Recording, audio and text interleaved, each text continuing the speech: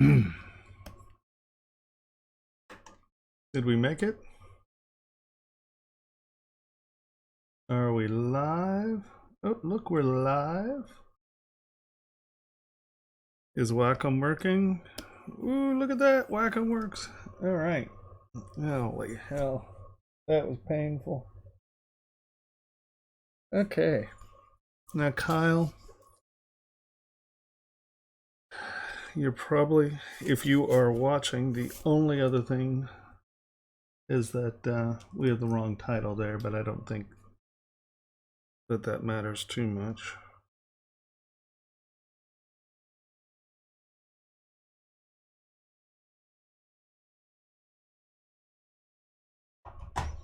Okay.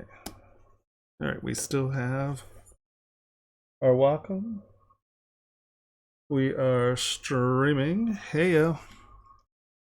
Sorry about this, guys. It's been a fight with my Wacom drivers failing me miserably.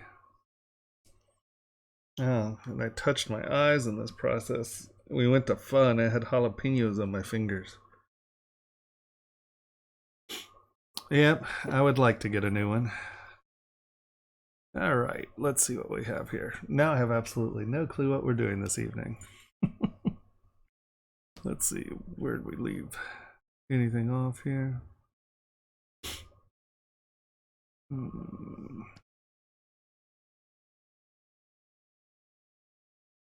There's the elephant. Classwork. Gemstones. No, nothing really compelling.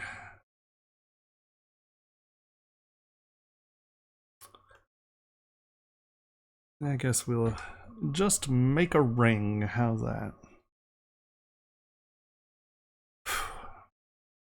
That was absolutely, completely, and utterly agonizing is what that was. All right, brush, my brush, stroke, Z plugin.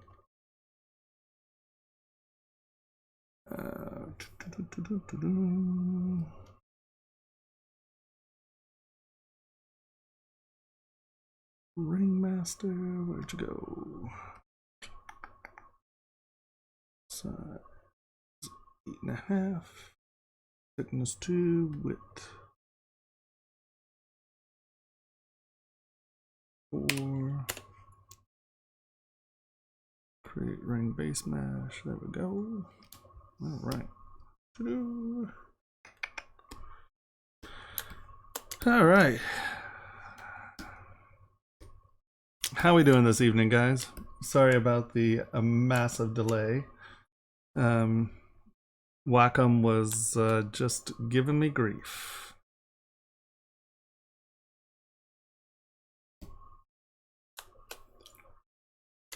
Yeah.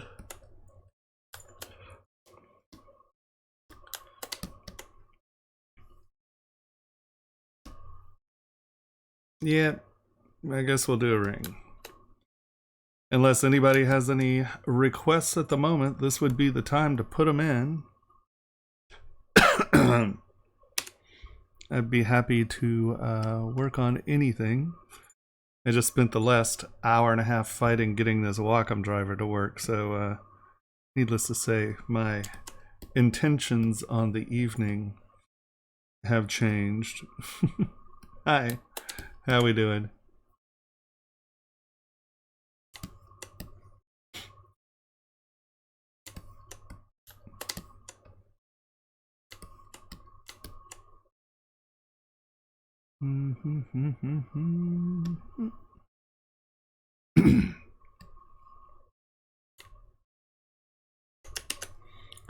Let's do an X as well.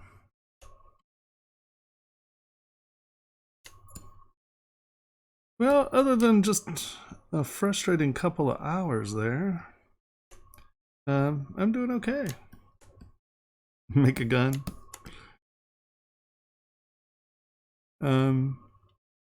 Yeah, no, it when your drivers start to freak, you get a little annoyed. It's a never-ending drama.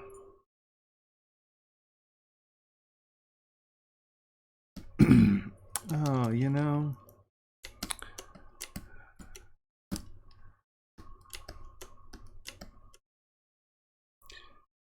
Yeah, it was slightly taxing, but hopefully it will be fine, and we will continue to move on.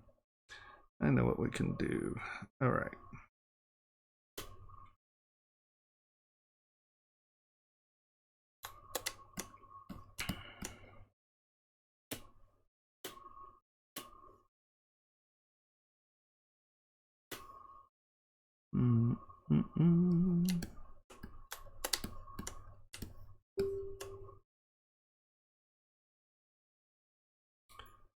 All right. Yeah, so is everyone we're gonna work on a ring. I have an idea now. I had other stuff planned, but oh, there we go. Look at that. Wacom driver failed. Mother.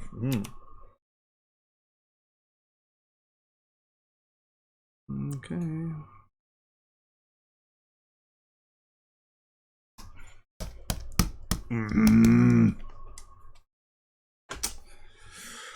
We'll do our services shot again. If not, I don't know if we're doing crapo tonight, guys.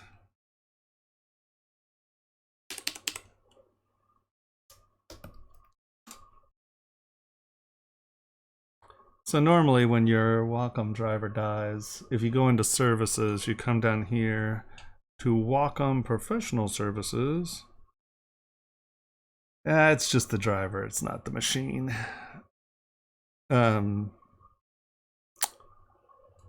professional service, you can try restarting it. Yeah, it's a little frustrating.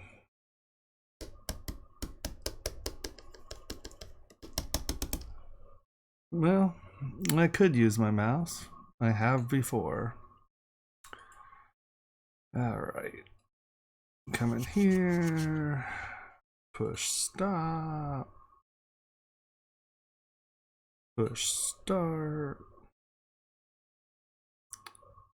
Okay. There we go. Came back. Yay. That's the first time for a while. That's a good thing. So you can go into your services and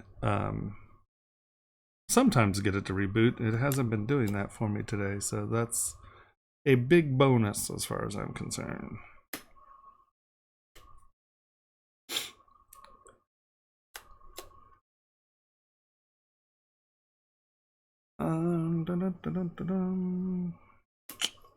Move infinite XYZ. Get this little nope.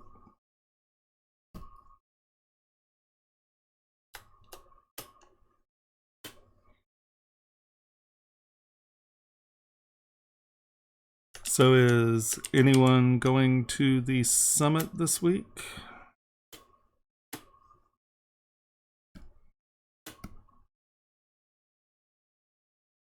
We leave Wednesday. We're going to go visit GIA and then head back up to West Hollywood and go to the summit. It's a great show. It's a lot of fun. All right.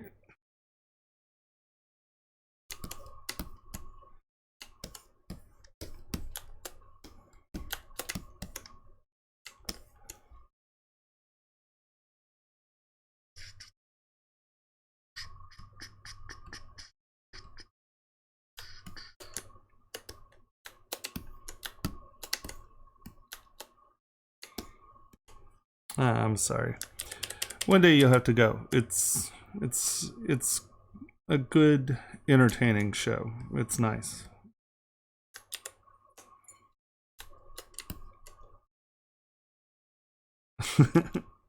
Ah, come on. What's a little travel between friends, right?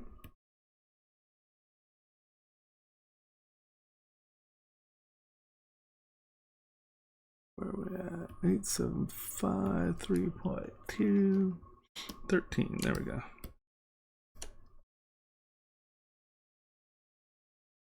Alrighty. Well, Fad's in a sparky mood this evening, aren't we? Alright, let's put that there. Get that brush.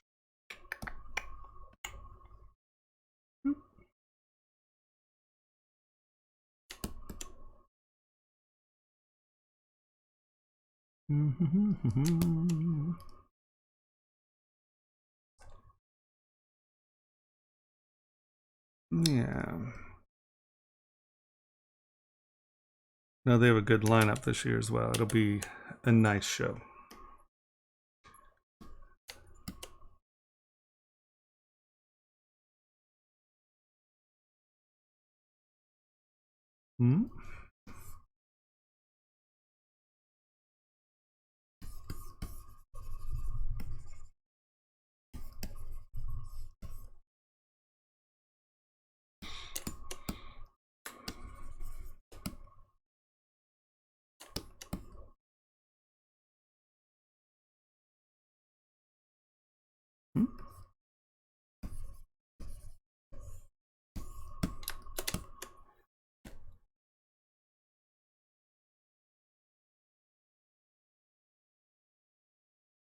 Do I ever use ZRemesher?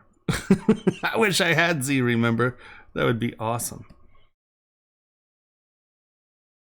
ZRemesher for when you forgot that crap.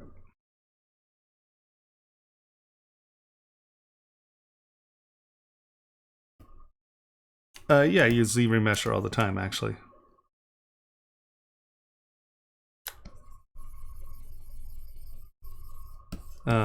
It's actually quite a big part of my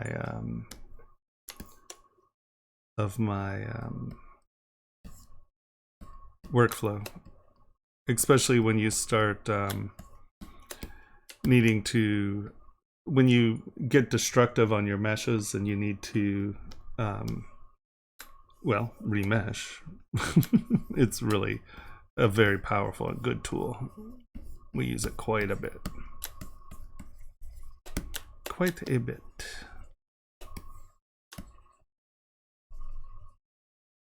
That is just pulling through like a mofo.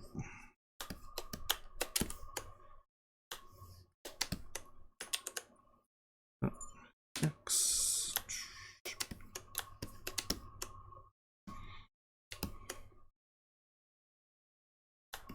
But ZRemesher and then remesh by union, use that a lot.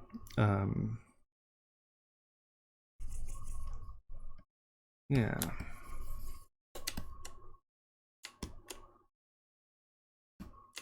Yep, I have no plan. Well, I have an idea of something I should have been working on for a while, but no, there's no plan at all.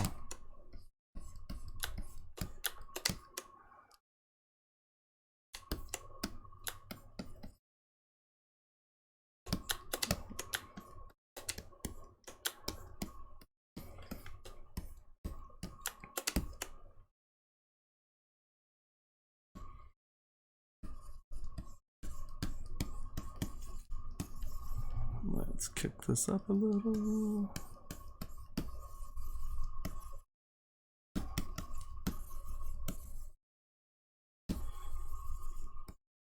I actually do quite a bit of remeshing.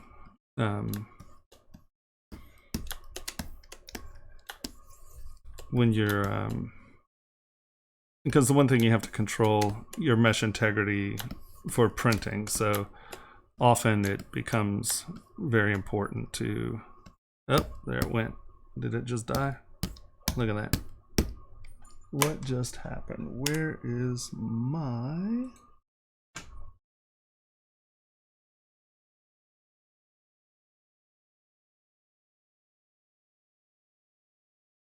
ZBrush X? Boom.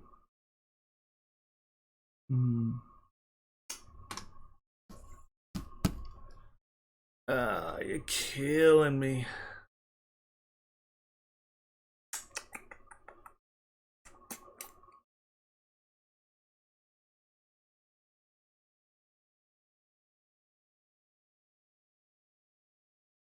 Let's try it one more time.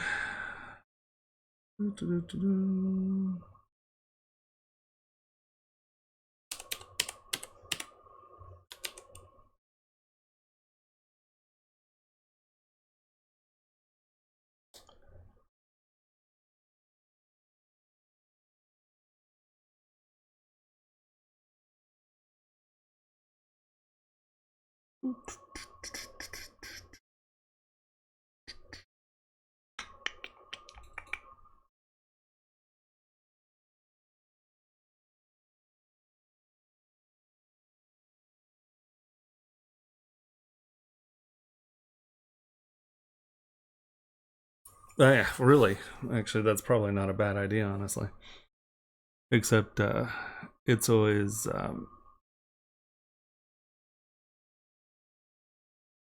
it was a Windows update that happened last week that completely porked me. Okay. Nope. Come on, you can do it.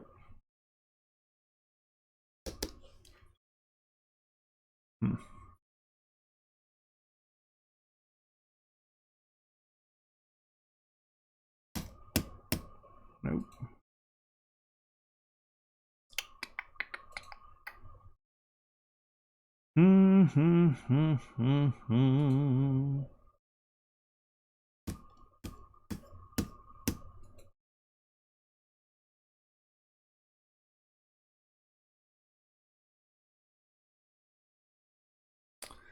Yeah, they're very I think they're very aggressive with the Wacom drivers because, well, basically they want you using their tablet services. Yeah, no, we're doomed.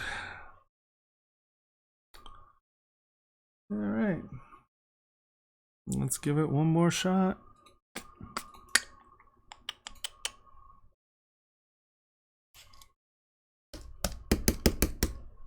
Motherfucker, you're making me crazy. You would figure that you would get some sort of error where they tell you, oh, it is this that is eating your driver. Hey. Yeah, unfortunately, my Wacom driver is eating it. Yeah, I got nothing. Not here, no. My portable is down at the farm. Stop.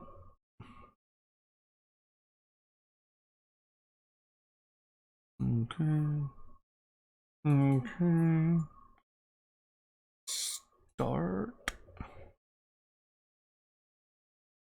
Yeah, switch to Mac. If Mac made a machine as big as I need, I'd be happy to use a Mac, but unfortunately, they don't make things with lots of RAM and lots of CPU.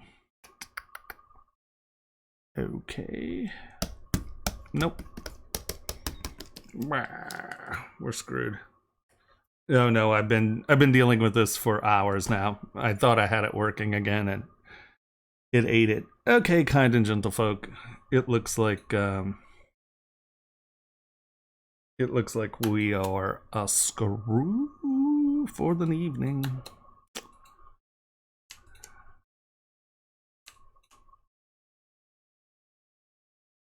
No, it has where is it? It's in here somewhere. Timeline, movie. So you can record turntable dock. It has a timeline. And you can do some animation, but I don't know that you can animate. I'm sure there are some people out there doing it, but I don't really animate, so I make product. It's so painful. Oh, I have autos. None of this needs to be saved. This is I was going to start a ring real quick, but sculpting with a mouse just isn't it. I would be glad to give a lecture. What would you like a lecture on?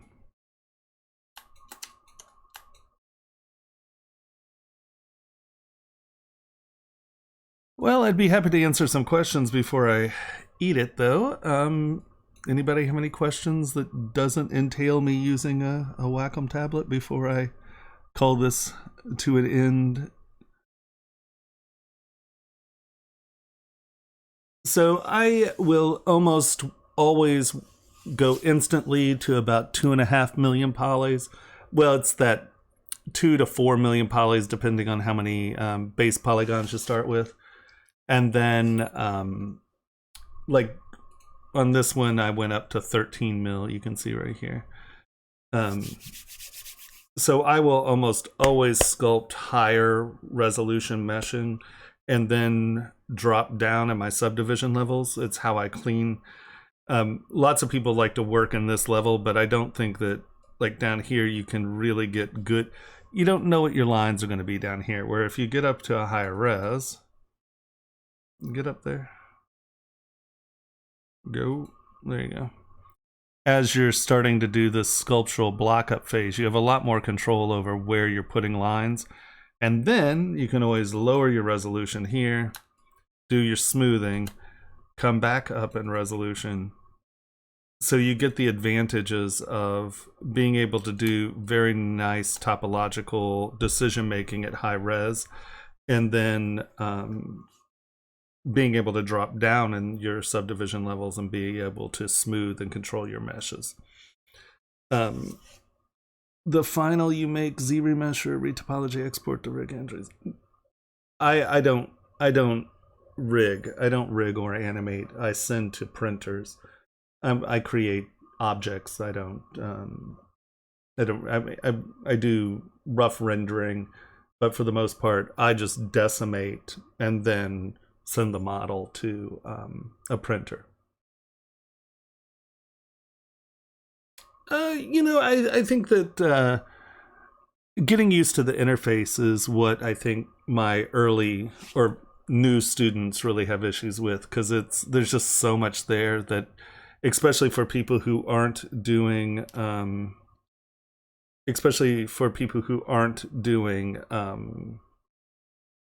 animation or film, trying to get models out.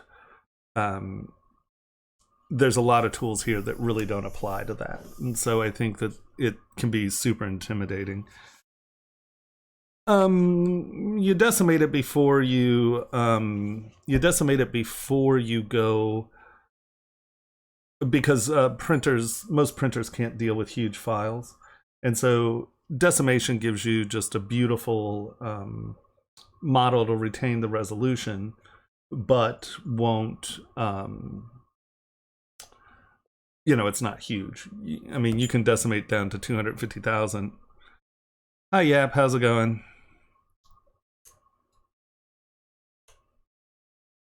Well, I used to work in the film industry, but I was a physical sculptor, not a digital sculptor. Then they didn't have digital sculpting.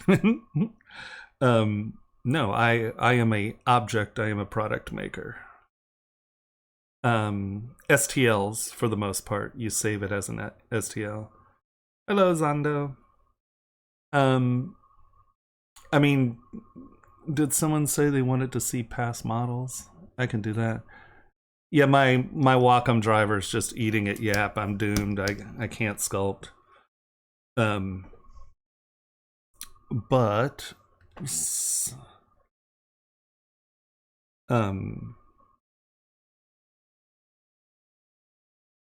you know what? To be deadly honest, the gaming industry and the film industry, for the most part, doesn't want to pay my rate at this point. I've tried. It works a little bit, and then it eats it. Well, there's no control over a mouse. It doesn't have pressure sensitivity. It's just 100% on. There's no Hey Kevin, how's it going? My Wacom drivers are dead, so I've been restarting all weekend. I finally got it working a little, and then it ate it. Let's see. Well, what do you want to look at? Yeah, I don't particularly like to work for other people, so my rates go back to what I got paid in the film industry 20 years ago, and I figure if you can't pay me what I got paid 20 years ago, then yeah, I don't need to deal with it for the most part. Everything. Let's see. Well, we saw body jewelry. We looked at astronauts. I was working on astronauts before. The Vitruvian Man. This is all fairly recent stuff. The piece that I'm presenting, trying to sell. Other pieces we're bidding on. Okay, so that's not a very good quick save folder. I have a lot of quick saves, guys. No, what? Yeah. Yeah, no, it got me. Whatever this upgrade is, it's completely killed me.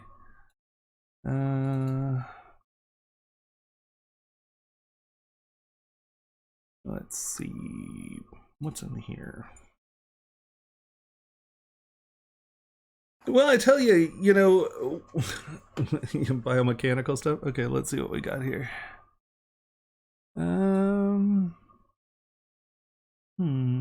Lamps, glasses, bracelets, my signature.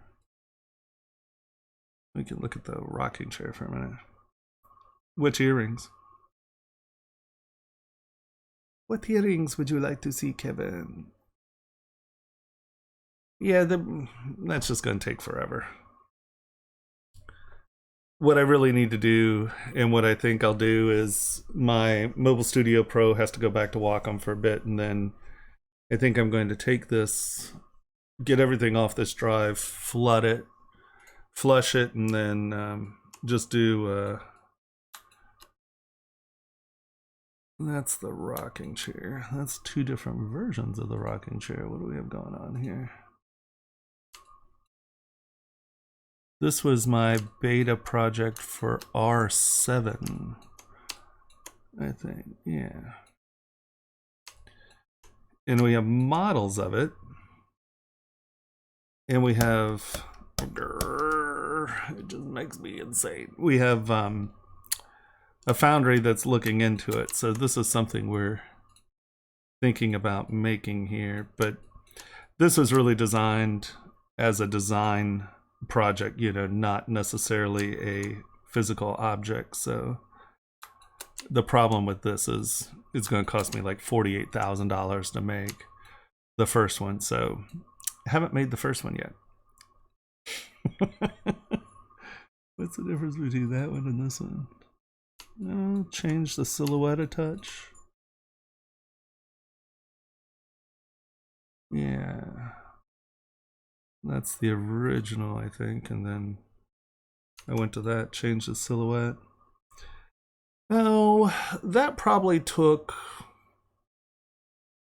I probably worked on it for like 2 weeks, but it was part of the beta stuff, so we were doing, you know, all kinds of different things, so it wasn't just a...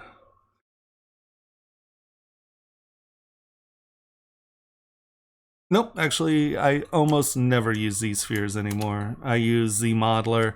I just do a quick block up. Sorry for people who are new.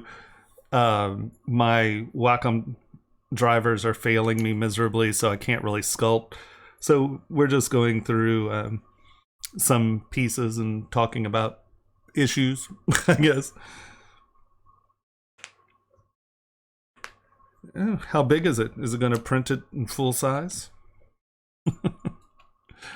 Yeah, so, well, no, I'm not really an industrial designer. I design jewelry, but I design furniture. I design lamps. Hold on, let's see if we can find the lamp that goes with this.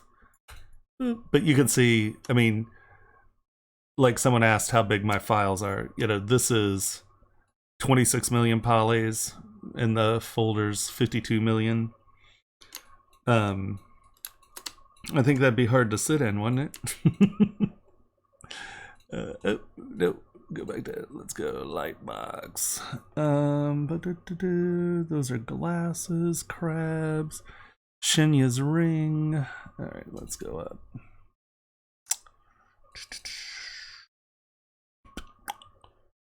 All right, these are older lamps.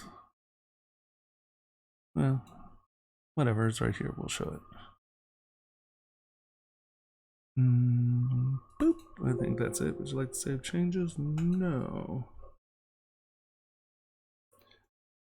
You know, honestly, Restream works fine. I have had no issues with it, either through ZBrush or my own stream. It seems to work pretty well. Yeah, the chair is fun. It is not designed well for production, unfortunately. I want to redesign one that's a little bit more fabricatable. This one was sort of designed, once we started talking about it, for an exterior location. Thanks. And here, this is sort of the, I think this is the model. You'll have to forgive me. I wasn't planning on doing this, so we're going to be juggling around some. Wow. This is another big file, obviously. There was this wonderful phase here where I was saving models, and then the little image didn't come up. And in 4R7, there was an issue where it didn't like models more than 4 gigabytes. And so I'd open it, it would have a memory failure, but it didn't actually fail. It was just like, hey, dude, this is a big file. But you never saw it up here. And so I kept adding things to my models, so they kept getting bigger. Yeah, it was a very special moment of my complete, absolute inability to figure out how to save things. All right. Yeah, so this is the street lamp that's supposed to go with that. Now, this is actually the desk lamp head, but you can see that it's like a pretty traditional clawfoot lamp. And then this is the tabletop version. The other one has a smaller canopy, and these have LEDs all along the insides of them, so there is no actual light bulb. It's much more of a projection tool where they project out and you see through the canopy. So this was a piece that's supposed to be rather big.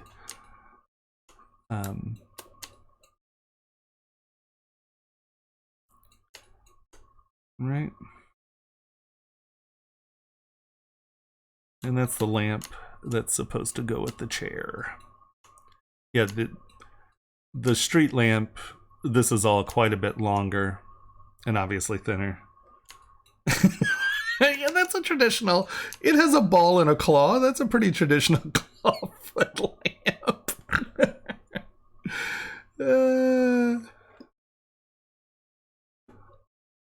Right?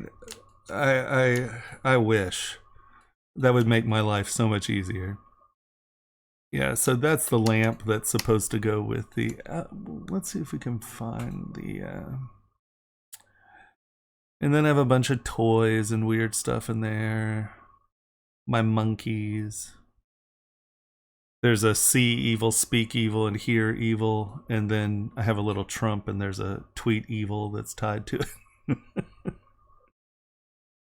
You know, it's hard to say because I futz with them for a long time. I can, you know, I get the base model blocked up in a day or two, and then I just futz with it.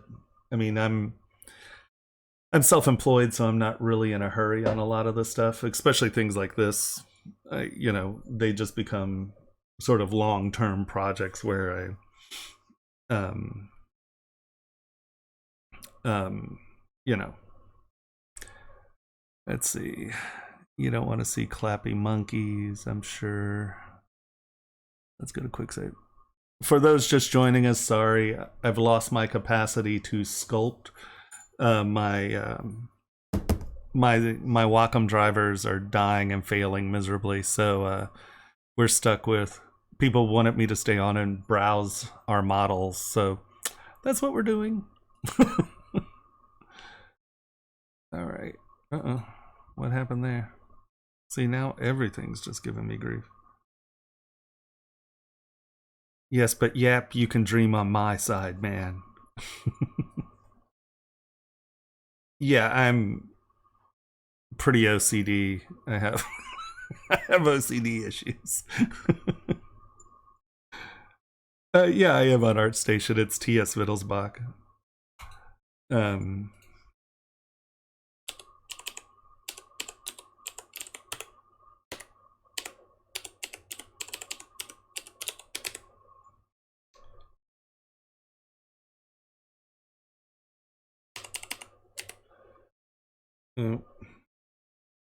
Well, everybody gets caps, sorry.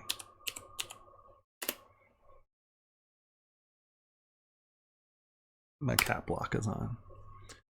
Alright, let's see what we have here. MSP quick saves. This is going to be mostly body jewelry stuff. This is the body jewelry I'm doing with Sampa. Yeah, lots of body jewelry. And this is jewelry we're doing with, these are silicone implants that we were working on. There's the cicada. The beginnings of the elephant. I was looking for the more modern lamp.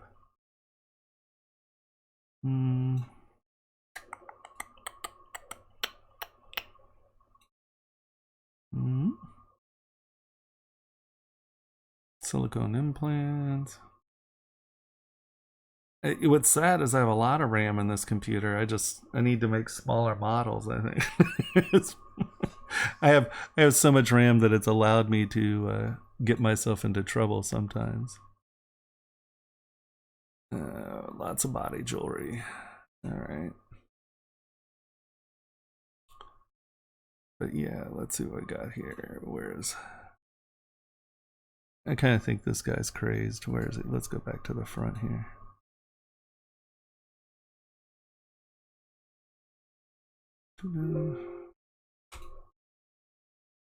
Mostly. I mean, I do some like toy figure stuff that I make, and then I've recently been doing a little bit more furniture. But yeah, for the most part, it's jewelry, and then I teach jewelry design for ZBrush. I'm working on it.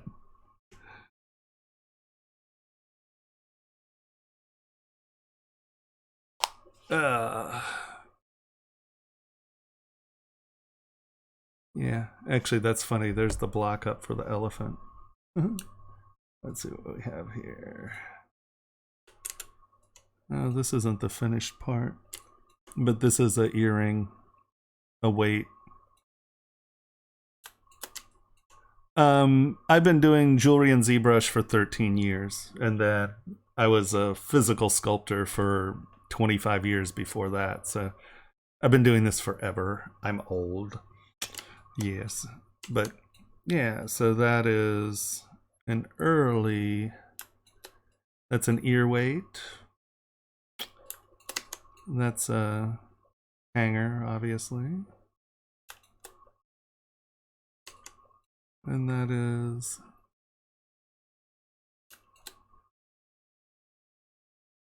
no, that's an early one. This changed quite a bit since this. It's really funny, the elephant we were working on the other day, someone wanted to talk about process. Here we go. This is what it started out as.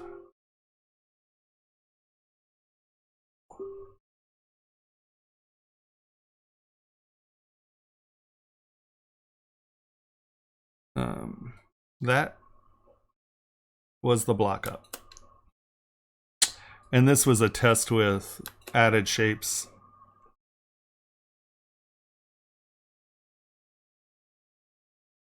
A Cuban chain. No, ZBrush was going a good 5 years before I started, I think. Let's see if we have the block up here. So the thing we were working on last week, this is where it started. Come on. Little elephant head. Little base elephant. So that was my block up. Oh, that's an old block up. That's crazy. This was an elephant I did. And I liked his head, so I wanted to kind of use his head as a base for him.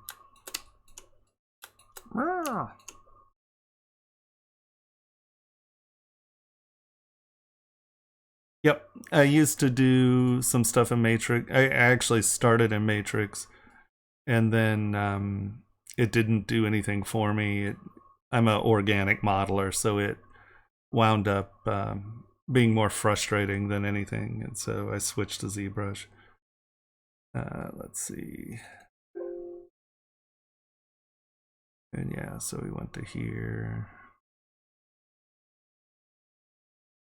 I can show you these too. These are older versions of those. We can hop up to the top. Yeah, if I bore you, just tell me. I can end because I'm not sculpting tonight. Yeah, you can see the progress. So that's me just kind of roughing in the forms, playing with it. Kind of flat back then. Here, we can look at these. That's fine. All right. Oh, I have no Wacom. Yeah, I try.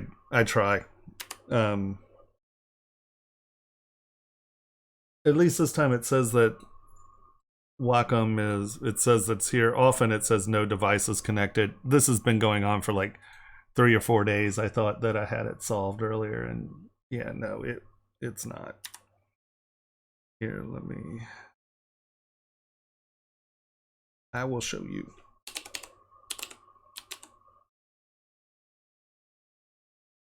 So for those who don't know, usually if any of your drivers really eat it,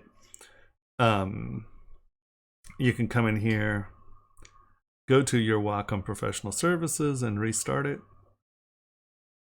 And normally this fixes it and you don't have any problems.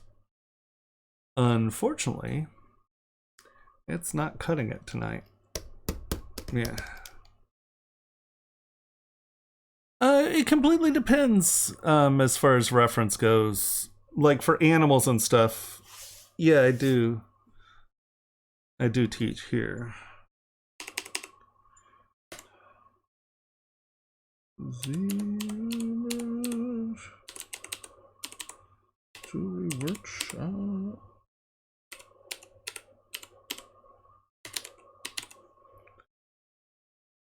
Oh my god, me and my cap locks. Stop it.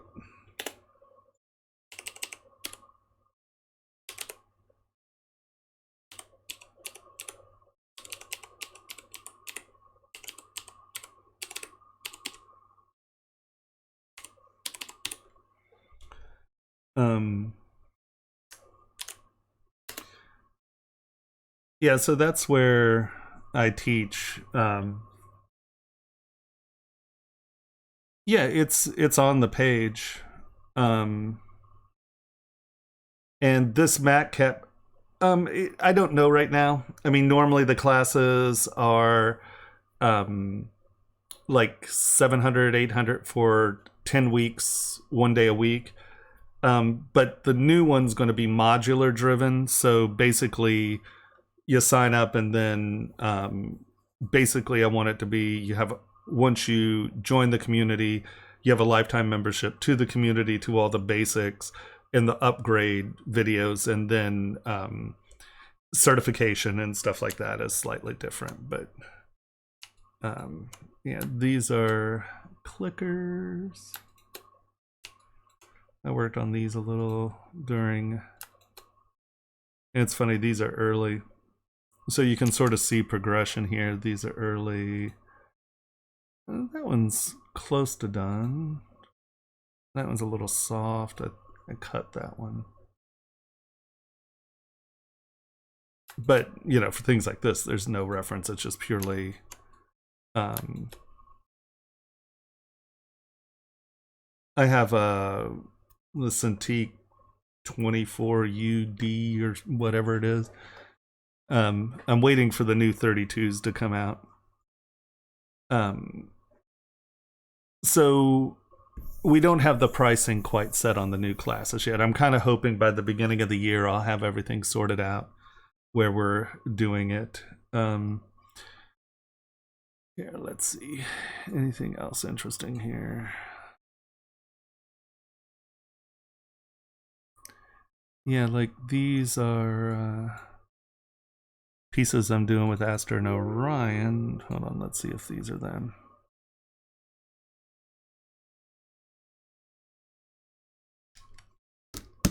Nope, just not gonna do it for me. I'm doomed. Yeah, the Mod Dirty Blue is in ZBrush's matte cap. Okay, we can do that. Yeah, and you can see these are just standard hooks. Leave a cut so they can bend it and cut it in, and then they weld them there. Frame, what do we have here? Yeah, once again, just that got squished a little. It's not quite round. Yeah. Let's see. So brushes, let me see if I can find something that has history in it.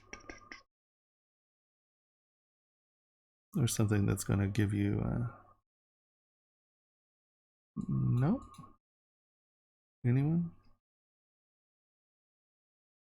I'm showing you there. Okay.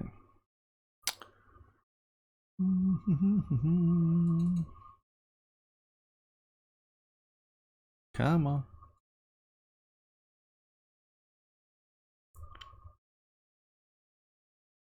Okay, what's in here?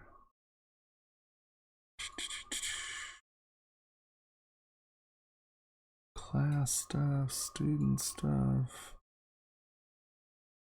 fish. Oh, there's a bunch of weirdo. Oh, there's the Mayan skull.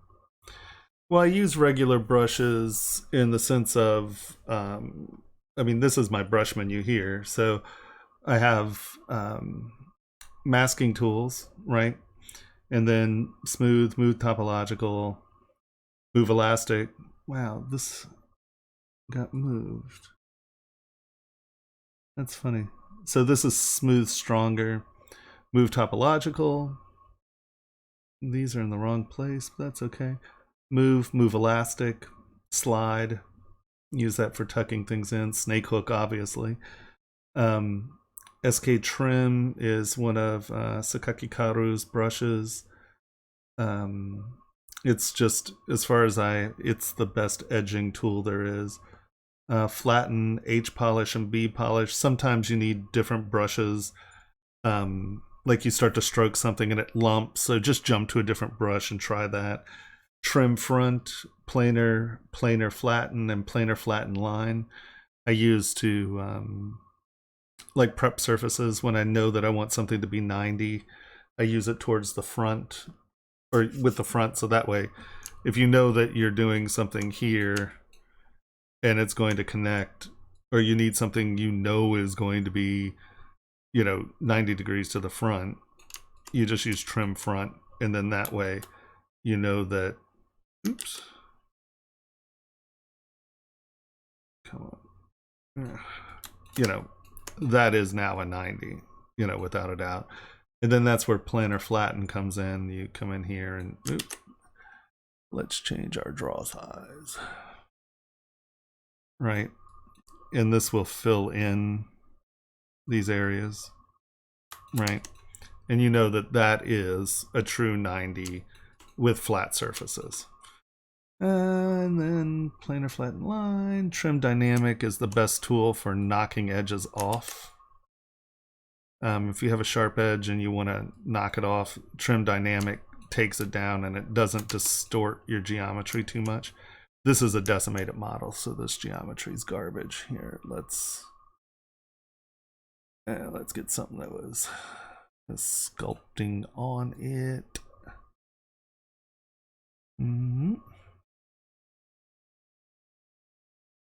Brushes.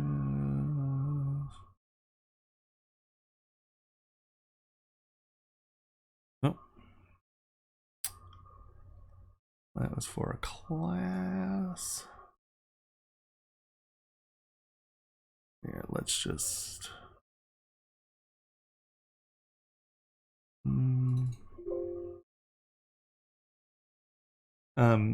99.9% of what I use brush-wise is clay tubes. I use it to build up. I'll then come back with the smooth tools and get my edges sorted out. I very rarely use the cut lines.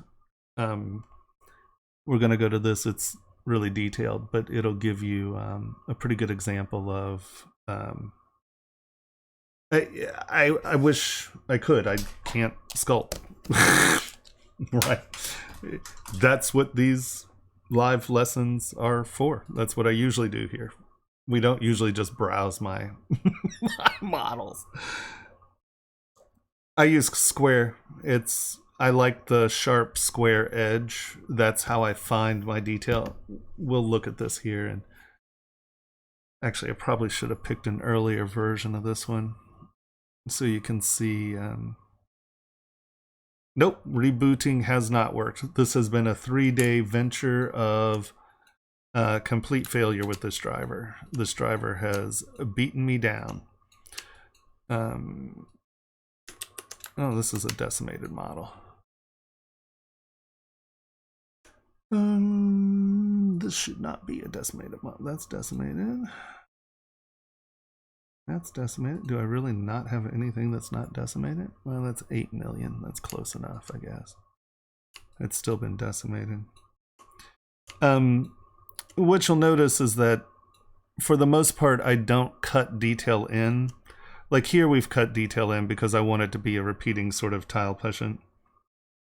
Well,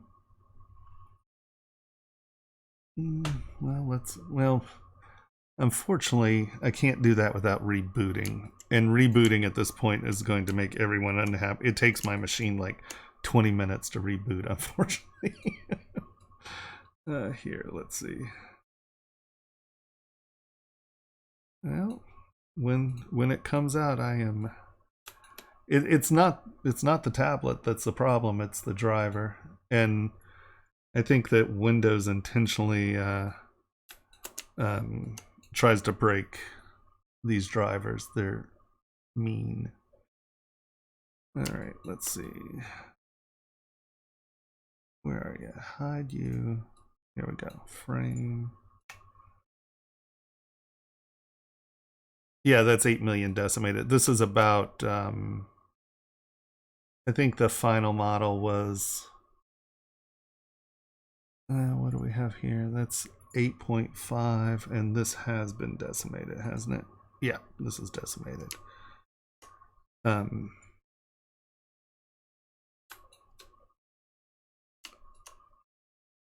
But you can see that I really try to avoid just cutting. I mean, these are patterns.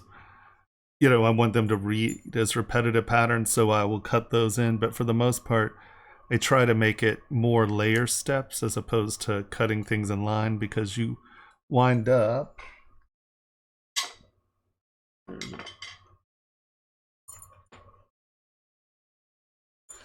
Hold on. Where'd he go?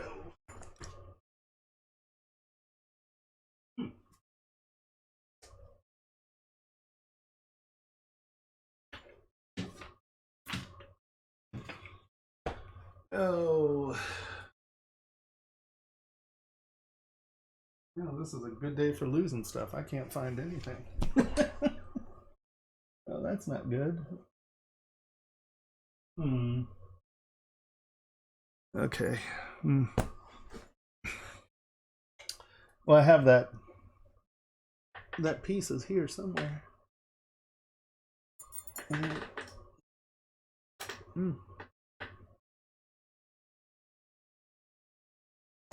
Oh well. All right. I have no answers for that either. I don't know what. Where did they go? Oh, I know where they went.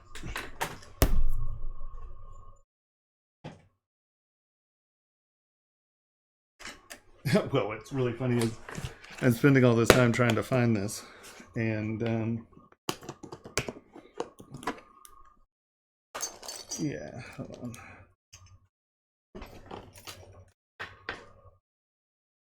All right, let's see if we can focus this. Here, I know what I'll do. Where is OBS?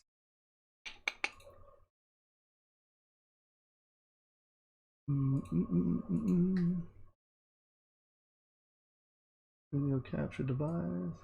Let's make this bigger. And I want to focus on autofocus thing done.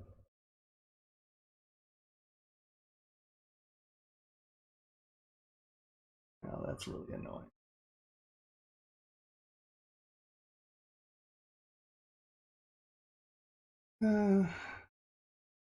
Thought this thing was supposed to focus. But so that's this model, and then and you really can't see crap.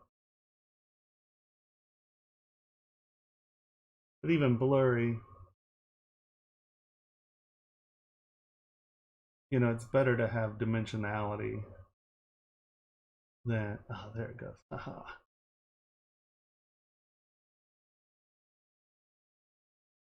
Can you do it? Yeah, come on, you can do it.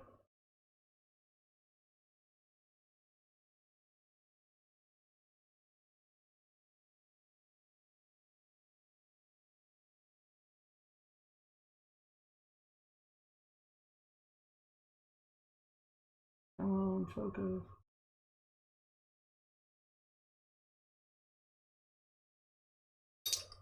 Let's see if we can get it to focus on it.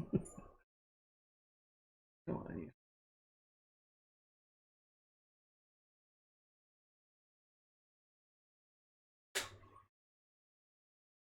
Okay, there we go. Bait and switch. Hold on. Maybe we can get it to do this.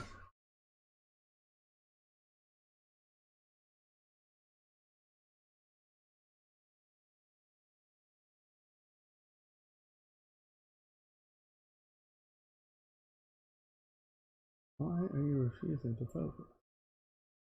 Oh well. I don't have any magic on this one. Let's try that again. Come on. You can do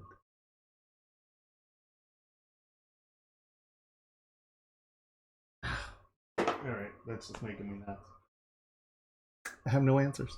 Hold on, let's get this back down to a normal size. Ta-da!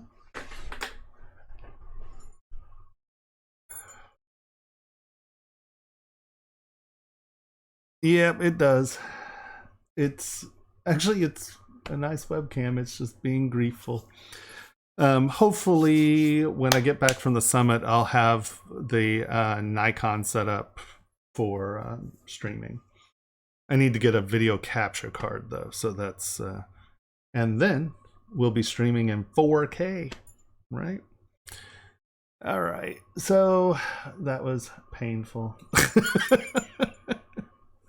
I know it focused for a minute and then it ate it. I don't know. I don't know.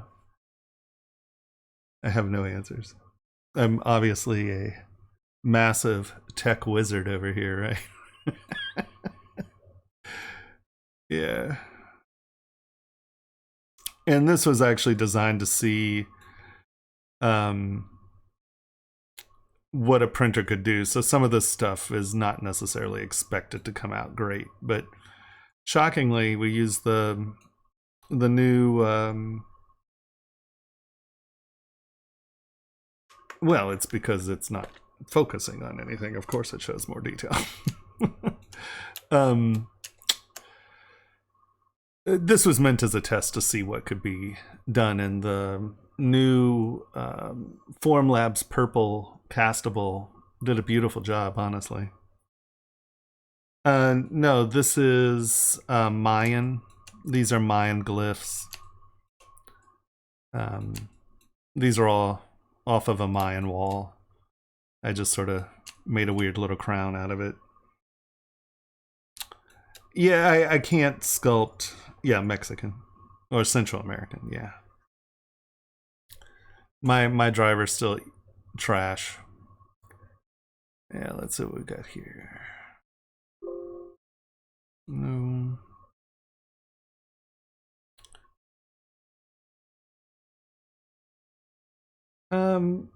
On my phone.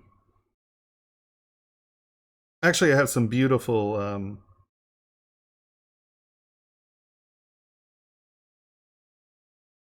I have some beautiful images of them. I just haven't they're on the camera. The camera's in Iceland. So what were you right about? Yeah, Mayan. It's totally Mayan. So these were pieces of jewelry for, oh, these were experiments, little studs, sort of iterating off of, these are little hangers. These were experiments. And these are all from, these are,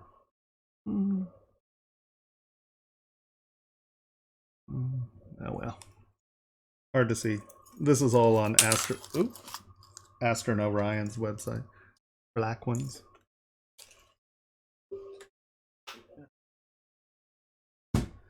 I know my webcam's not helping.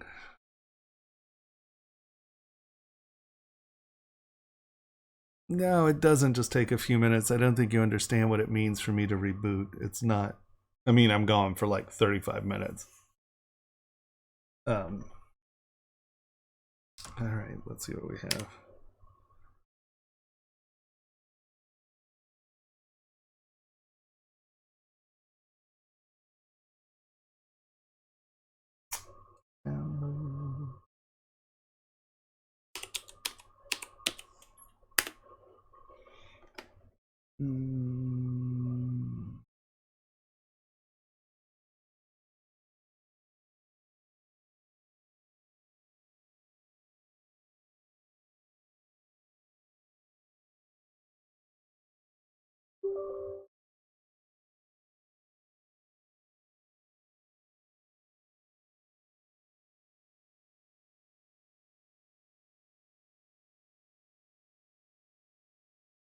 All right, if you'll actually want to wait for this.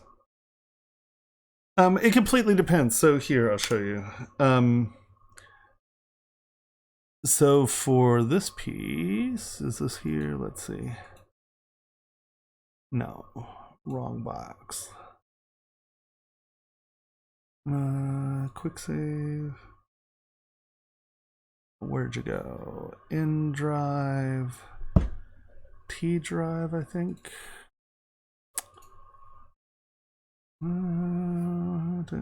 Yeah, okay. So, like for this piece,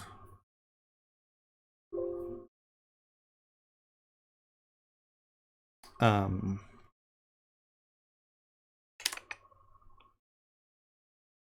pictures.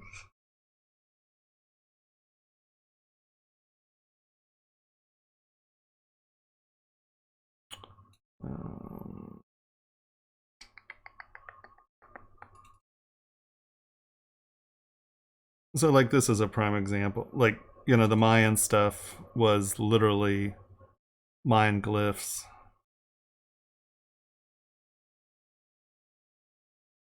Where are you? Come. Oh, that's that. Everything's happening at once. Right. So these are the Mayan glyphs.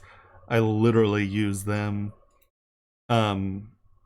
These are all hand illustrations off of a very famous. These are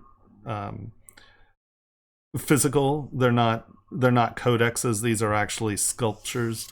And there's a guy who's pretty famous for his illustrations. So like these are what I used for the Mayan. Here, let me see if I can find the lazy leopard. I got to draw it off to the side because God only knows what I have in my pictures. Gotta be safe. This is a Pixelogic stream after all. Come on, lazy leopard. There you are.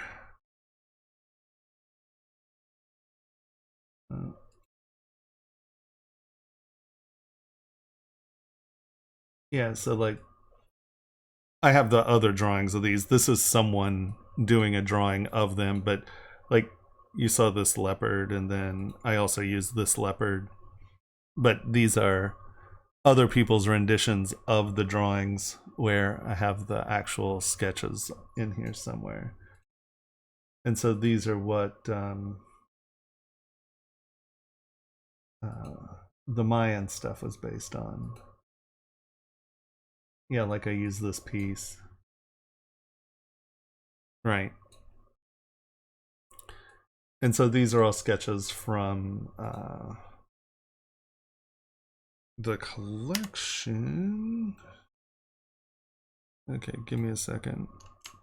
Now this is this piece I'm working on right now. And so this is Cape Canaveral.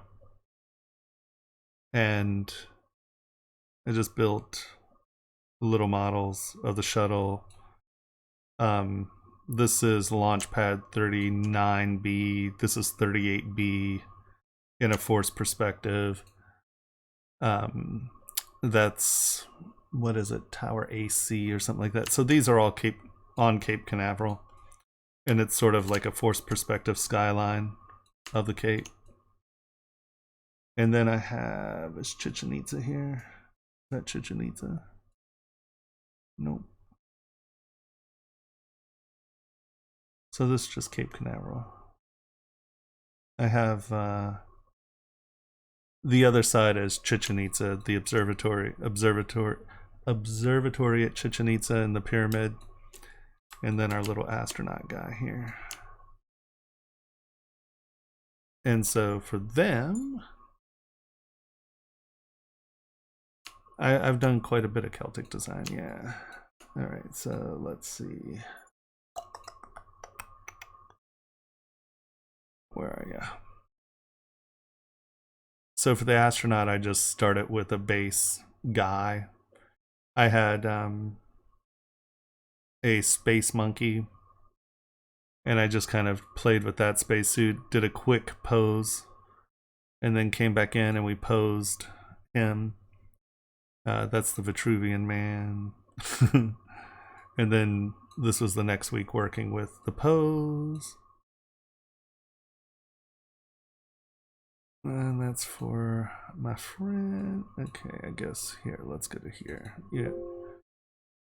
You can at least see Chichen Itza. Yeah, it's always, you just go, you know, just make things. That's really where I'm at. I just make stuff. Oh, I know what I was going to show you. Pictures. Once again, I gotta be careful about what I open up, because God only knows what I save. So like, I don't know why they're all oh, I do.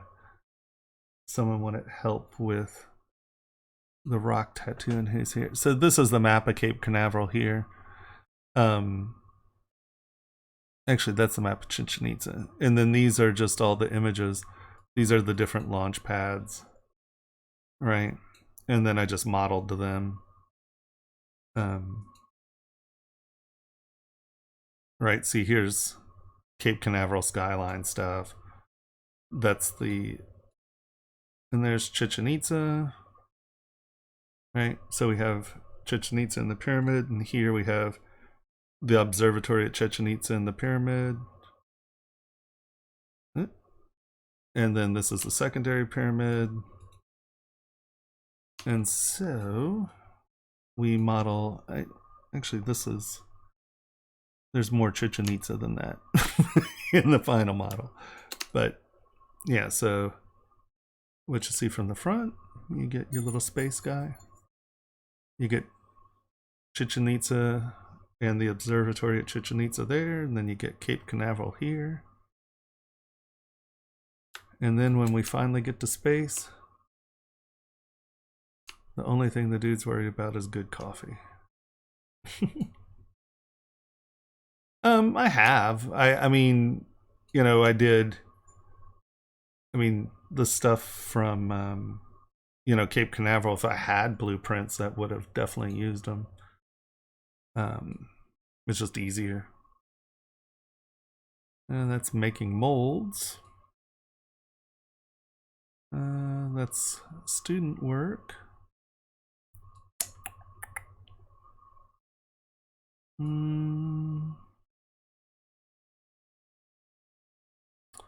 That was the other week. Okay, that's a bidding piece.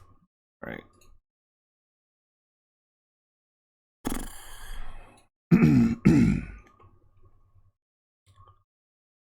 Oh, is that it?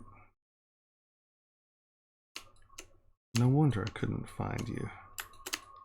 That's really annoying. I need to save this tool.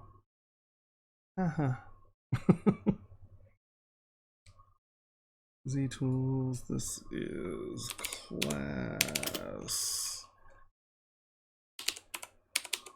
dependent one. I couldn't find this model anywhere. It's because it's in the middle of this model. This is why I lose things. Do not save things how I save things. All right, let's see.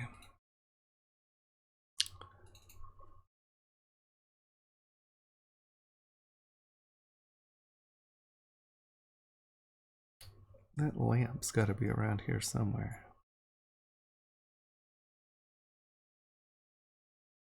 Space Monkey. Wow, there's not a lot of stuff in there. I love this anchor. This was a good piece. It was a lot of fun.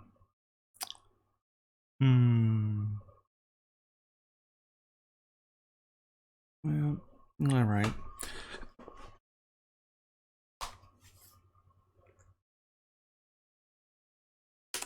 Yeah, that frames it. Yeah, let's.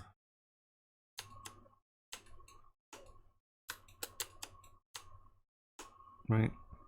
If you just push F, boop, it frames it. This is actually for my class, and I lost this model. I was really bummed.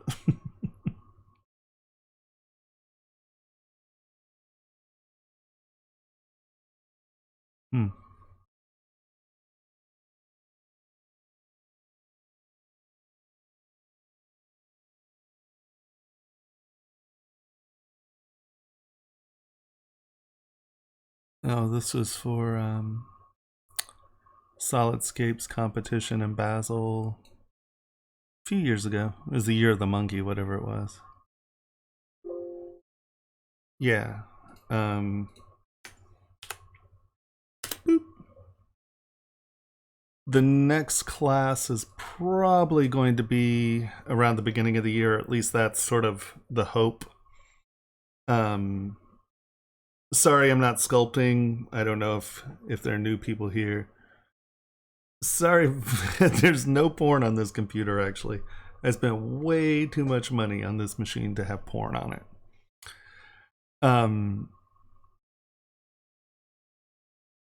Yeah. So I'm shifting sort of context of classes.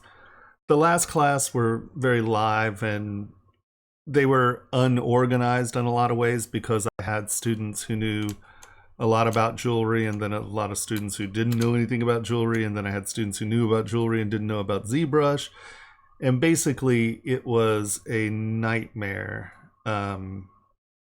to teach. So I've changed. Yeah, of course. You can ask any question you want. I'm sorry I can't sculpt at the moment. So it's sort of, that's why we're just browsing at the moment. It's very tragic. Last Hannibal, I knew him well.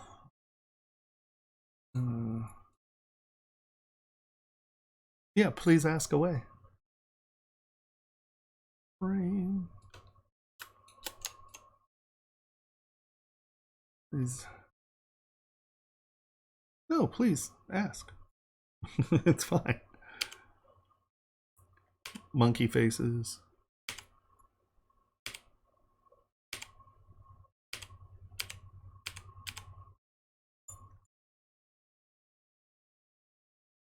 Oh, thanks. It's a nightmare. I apologize that I'm I was going to call it, but people said they wanted to go through and look at models, so we're going through and looking at models.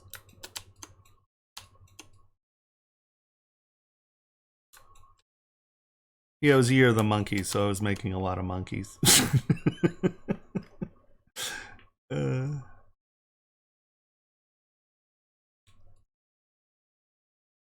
see. Sorry, I'm not very organized at the moment either. We're getting one of the Drobos, so we'll have, we've been through this stuff. So I can get everything on one drive, but at the moment, it's the same drive.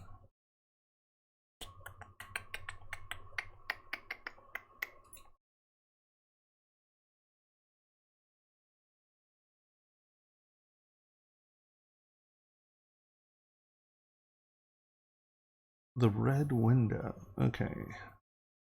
Was using ZModeler, ended up making a plate of armor and used the red window to delete part of it.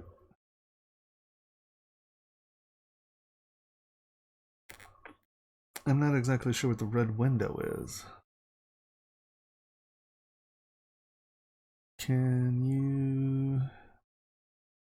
So my classes were live, but now what I'm going to do is I'm making a bunch of modular videos, so you can get all of the, everyone can sort of get up to a certain point, and then what I'll do is I will weekly or bi-weekly run live crit sessions so people can show their work as you come up, and then there'll be just different stages, and then there'll be certain live events that we'll schedule.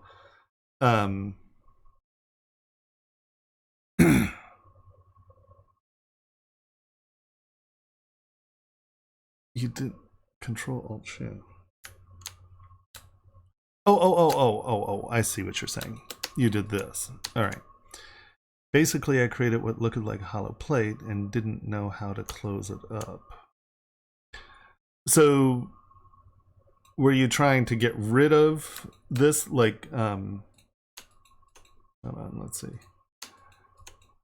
So you created like the plate you liked, and then you eliminated this, and then you were trying to figure out how to close this? Is that what I'm sort of understanding? Yeah, it's Control-Alt-Shift, you get the red selection window or the delete. If you do Control-Alt and select, it's green, and that means keep it. All right, so you did this, and you want it to make this a solid. Well, first thing here, let's duplicate this. Or here we can do... So you don't want to just close the hole, right? Yeah, see, this is where it's tricky. So here, let's do this.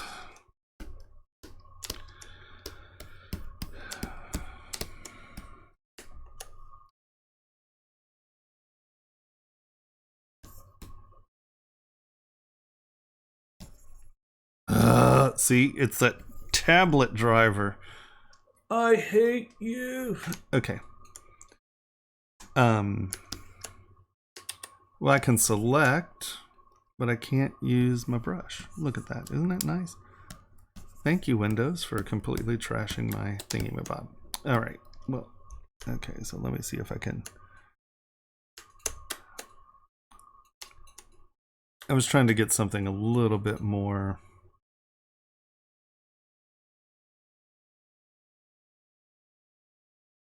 relative. Okay, here, let's go here and do this. We got you.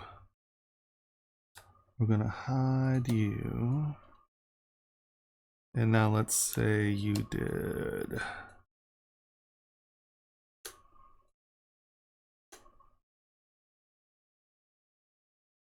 that, right? Now, the problem here is that you have two issues. One, you can, well, delete hidden, duplicate, delete hidden. Now you just have the shell. You can always come in, hit close holes, and it'll close your holes. But I have, oh, you were in ZModeler. Okay, hold on. Sorry, missed that part. No, stop. No, that's not what I want to do. Scheiße, lieber. Okay, let's try that again.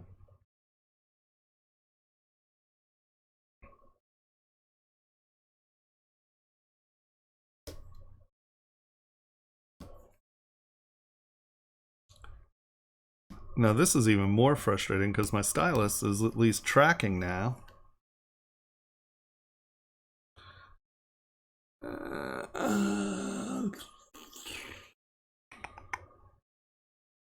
Come on. You don't say.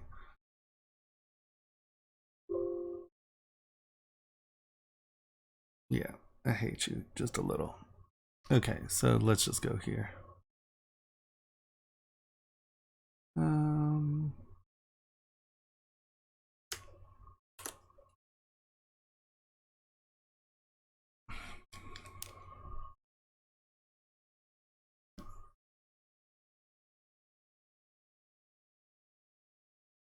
Oh, look at that.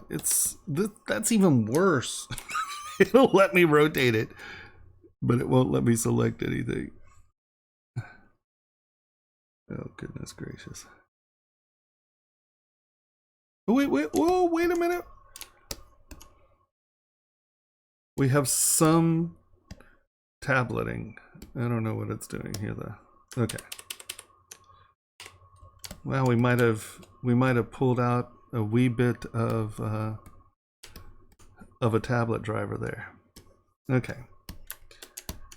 I made a Q mesh to make an armor plate, mashed it, then polygrouped it by selection, then deleted hidden. You want to send me the model? Send me the model. I think that's the best way to do this. Hold on, let me see if I can do a Dropbox request here. 1 second. I have a folder of models that my students send me for crits, so 1 second.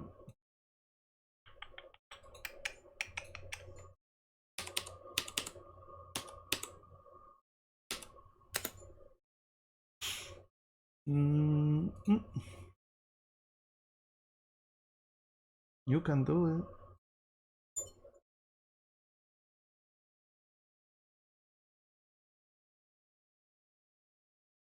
Oh, it'll stop. Don't worry. It'll stop working soon enough. Come on, Dropbox. No, why? No, just stop. Why are you doing that? Dropbox. And now let's go to Files.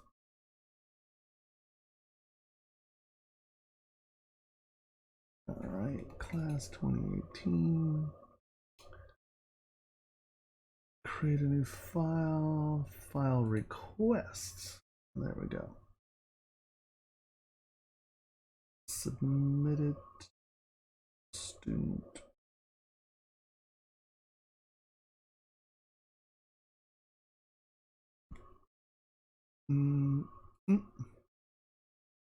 File request.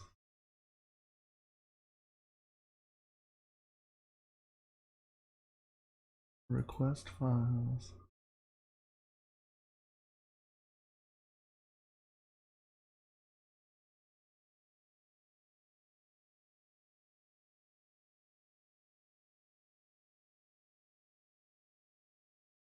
Hold on.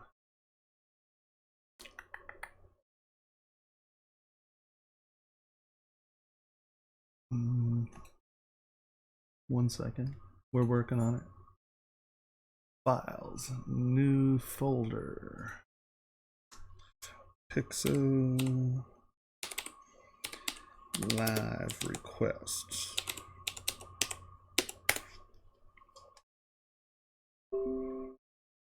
Look at that. Okay. Pixel live request. Request files. Request files.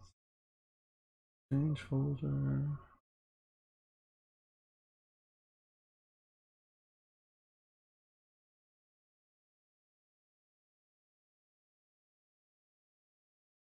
Okay, now where did I just make that folder? Oh my god. Actually, here we go. Use folders. File.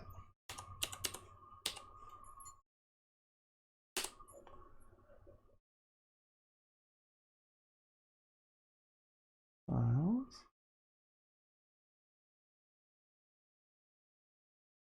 Okay. So, control copy. If you go to this, click on that, and it'll ask you to upload the file. That's a file request.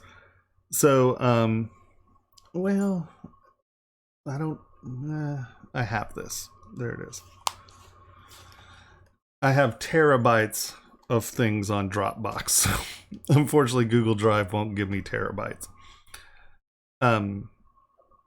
So if you want me to look at a file, put it on here, and I will gladly look at your file for you. Oh my goodness, I can't believe we actually have, woo! Okay, so.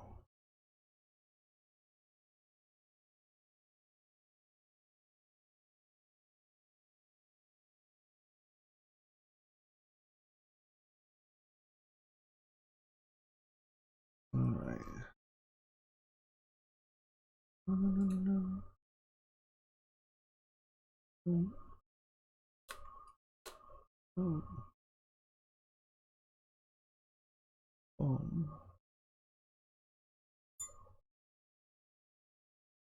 Oh, I have 30 terabytes of models, man.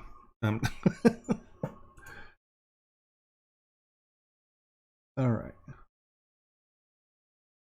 File request.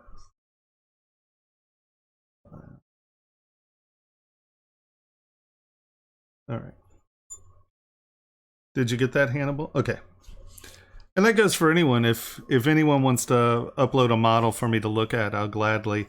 It's one of the things we were trying to start that I haven't had time to kind of wrap my head around yet, but this is as good a time as any. If anyone wants to use that link and upload a file to my folder, I'll gladly open it up, look at it, and we can go over it if you have any questions on models specifically.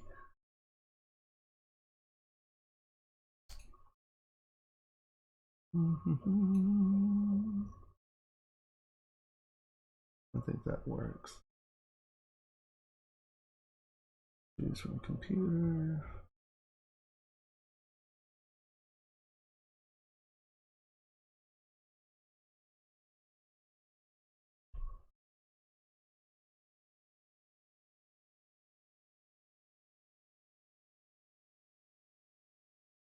I'm uploading a file to see if it works. Just making sure. Just making sure.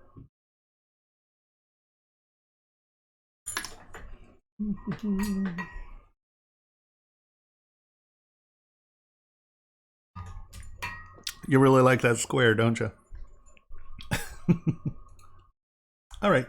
Yeah. So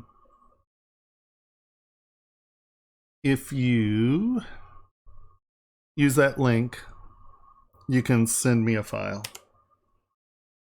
Yeah, no, that's something that I want to do once a month. So we can do that right now. Since I'm sort of fuddle-futzing it around anyway, we might as well do something productive, right?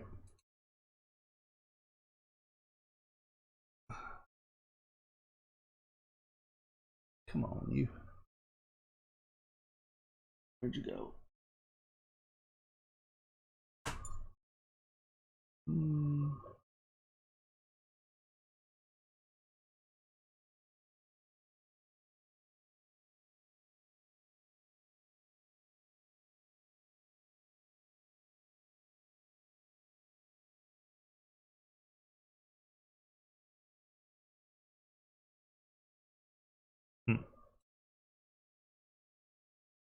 Well, maybe not, huh?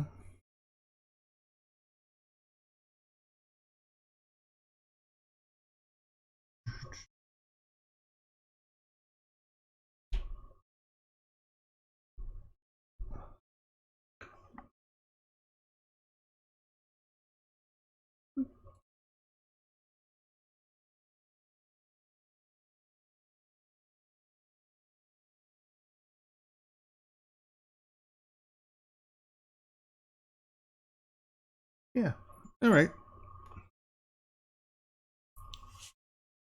Yeah, I can reprint the link. Boop.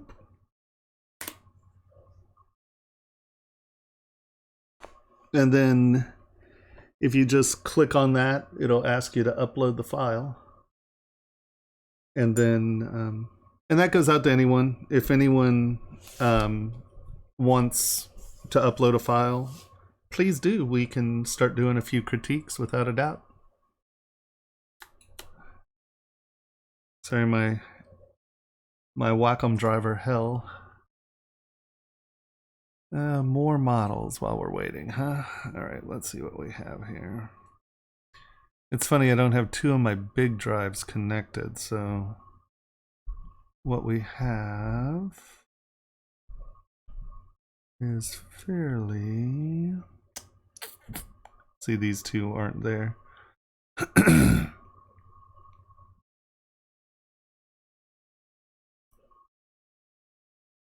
But...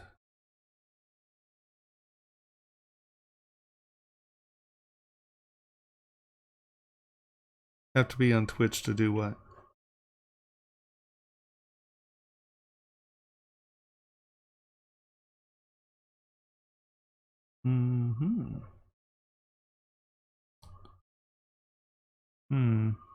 Bizarro.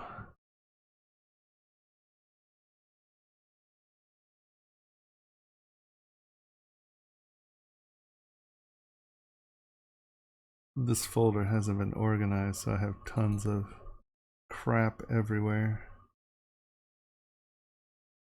Vids. Oh wow, there's Ray's ring. I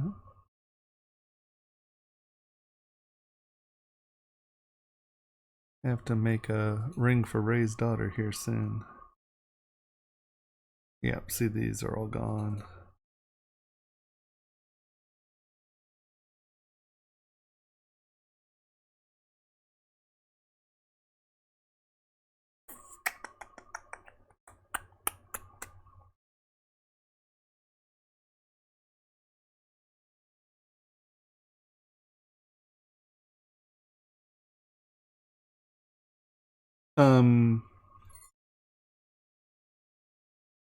Well,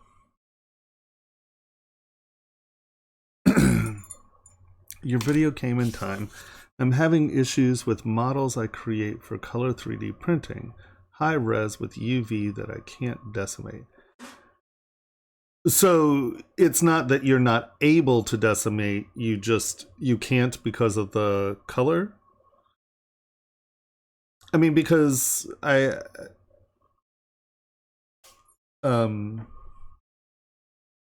don't, I mean,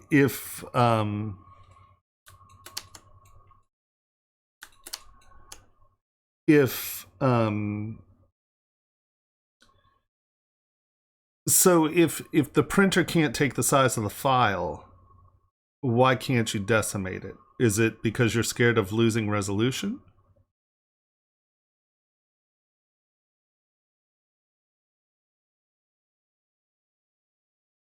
Why can't you decimate it? I guess that's what I'm asking.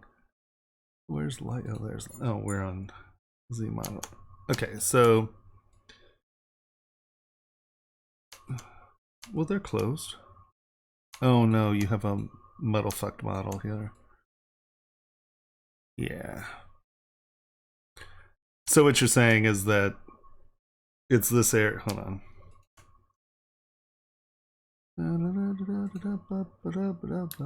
Boop. You have these guys. This side's closed. Do you have both turned on?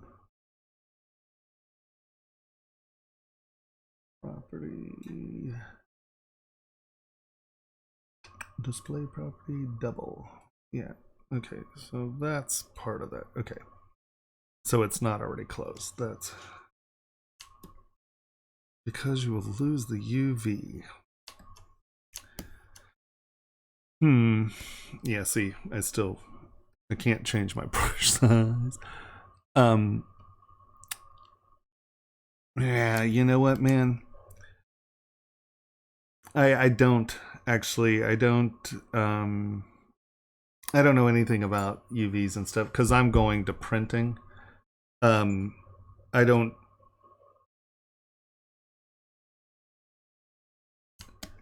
I mean, I can't imagine. Like, can't you export the UV as a high res material instead of trying to, like, isn't that the whole point of the UV system? Is that you can export a UV that's high res as a material, and then you can decimate the model.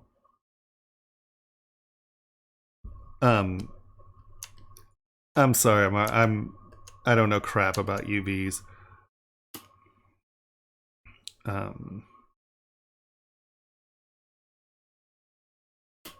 have Discord. Boop. Boop. So you can just come in here and bridge these edges. Ooh. And just do it one by one and bridge your edges.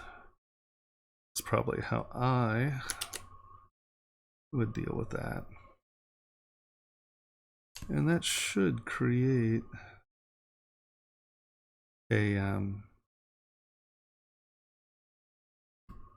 solid, right? That's divided. Yeah, it's solid. So whenever you're having troubles like that, I'd just come back in and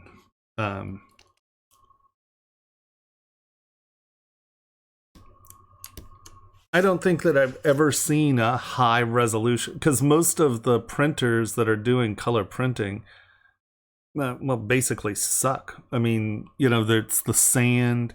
The only other one that's doing it is what is it? The Proto Pro 850 that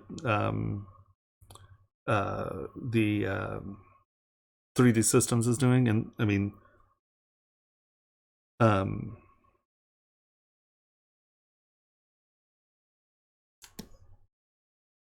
no, I'm using my stylus. I don't have any control over it right now, but here.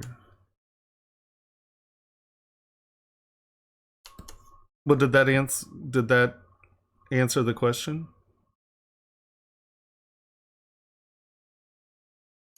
Yeah, you just have to be careful. Hold on, let's delete these again. Well, here, let's just undo them. If you just have to get in close to it and just make sure bridge two edges first thing, right? Not two holes, bridge edges. And then you just have to be careful to make sure that you're tapping your edges, because if you tap this, you know, you could start to do things like that, and that's just you're not getting your edges clean. So just make sure your edge, right? Edge, edge, edge, edge. Okay. Edge, edge, edge, edge. See, but I didn't touch the edge there. I touched the facet. So when you're doing this, another way, if you're just doing the one thing, if you come in, push your face, and go do nothing. Where is it? Do nothing. And if you take your point, you go here and go do nothing. Then the only thing you can do is hit that edge. I'm just tapping the edge, yeah. My Wacom driver is toast, so sculpting is very tricky at the moment. I have no pressure angle control. We just did this, and I finally got my stylus kind of back.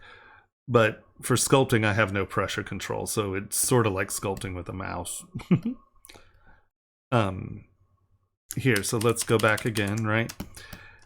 Go to your surface, go do nothing, roll over a point, go do nothing, and then all you have, yeah, because you're bridging two edges, right? So coming here, see how the edge is getting white? Boom, hit it. Come down here and hit it. Hit it. There we go.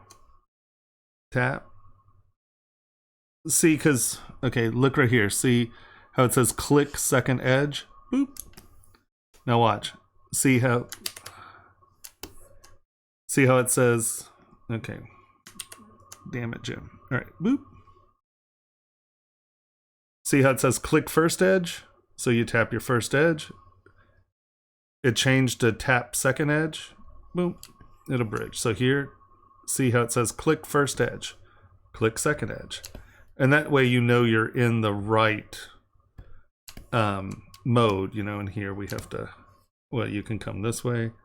Boom, boom, boom, boom. Once again, boom, boop. There you go. Does that make sense, Hannibal?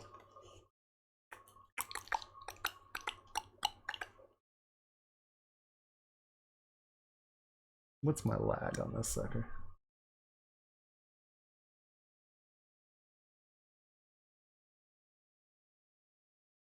One, 2, 3, 4, 5, 6, 7, 8, 9, 10, 11, 12.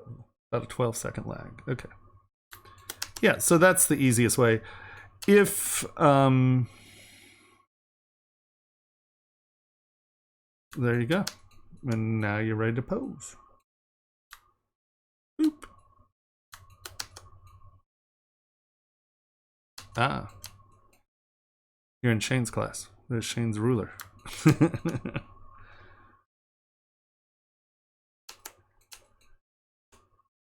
Something I would keep in mind, I don't know if I know Shane will go into it. Shane's an awesome teacher.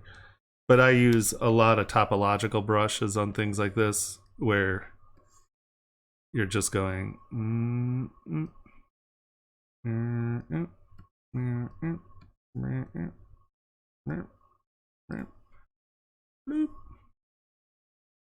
I obviously don't have things touching there.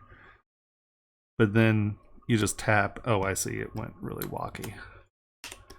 And then you have armor that's extruded and thick. And you already have a three-dimensional object. I like using that rather than the... looks like that might have been what you did, even though this is interesting. Yeah. Okay. There you go, boyo. Anybody else have any questions or models they want to throw up here? Where are we at? Yeah. That's part of Shane's. This is part of Shane's thing. His ruler.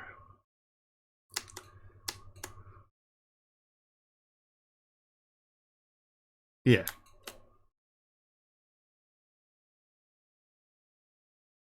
Oh yeah, no, I mean, I'll tell you, it's, so if you come here and I'll do that a little bit more accurately. So topological brush, you know, you can literally just come in, draw sort of where you want your plate. Now, you got to be a little more careful than that. And let's come in here and do that. You just want to make sure everybody crosses. Now, if you'll notice, it's really straight lines because we have no subdivision lines in there yet. And this way you can control your mesh density, obviously. And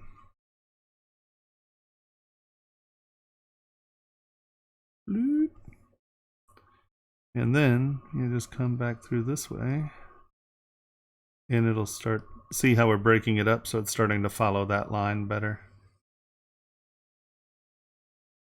Yeah. And then all you do, are we clean? All you do is tap and it gives you stoop. And it's pretty form fitting. And then what's nice, I mean, if you want to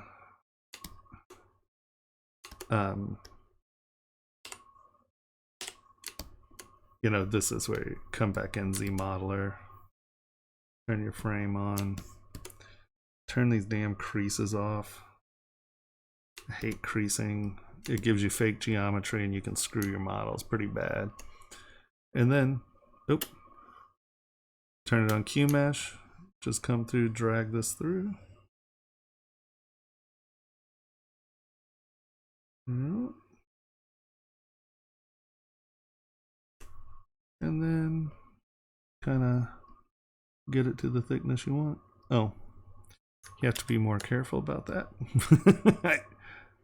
I don't have back face masking on that selection.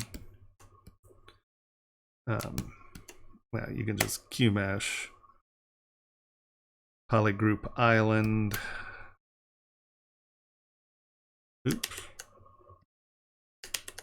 Really? You're going to be that way? Well, fine. Let's just move. Polygroup island.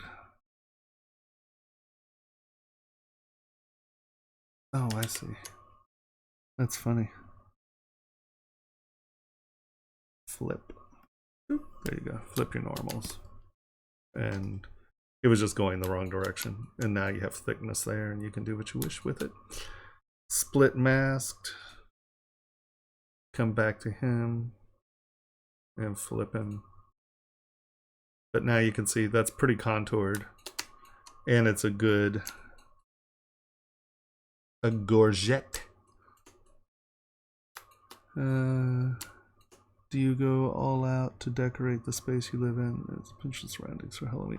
You know what? My friends have a farm just a little north of Portland, and we usually do Halloween there.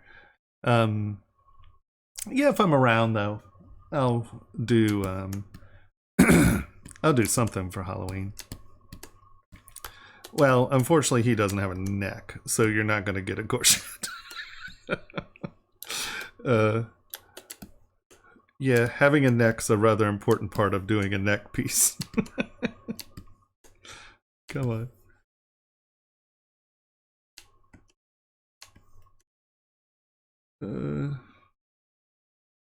Yeah, hold on. Where's my topology brush? Now, the thing with the topology brush you want to be careful of is don't connect them, right? See, have this mirror on, and see how don't connect them, just bridge them later. You can kind of turn around and you see how it hits that green spot. We'll just keep going and then just come back around, leave a little bit of space there.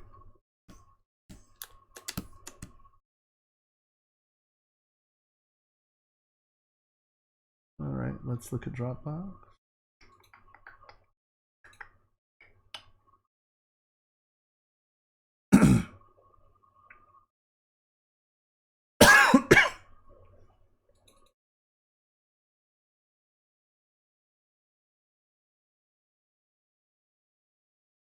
Come on, stop it.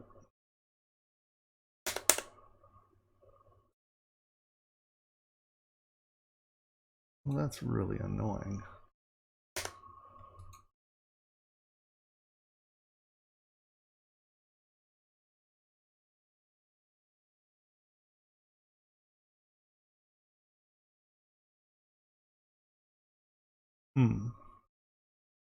All right, so that's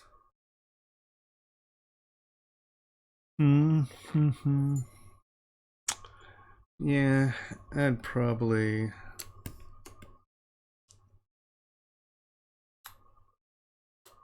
oh, is this a different body? You keep it with the ruler embedded in the neck.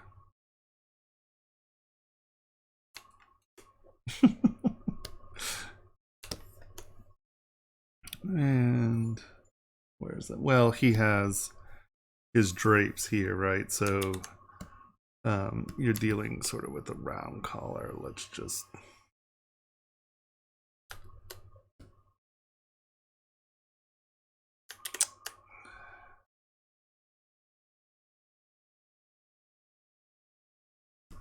kind of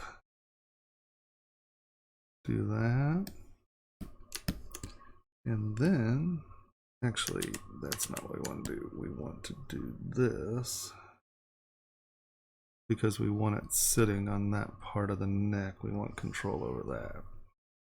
And so now, when we do this, it will give us somewhat straighter. Wow, why are those not connecting? 1,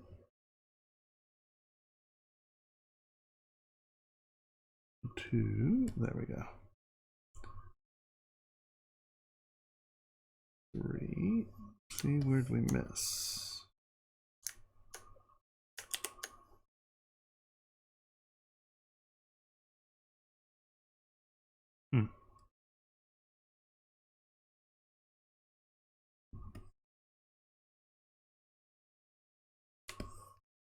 Now, if you'll notice, I didn't put, where is that missing? Eh, who cares? Boop. There we go. Increase all. If you change your draw size, the thickness will get a little better. Let's go to ZModeler, come in here. No. QMesh. Oh, polygroup island is not what we want. Actually, let's just bridge 2 polys. We're going to bridge that poly. We'll bridge that poly. Boop. Frame.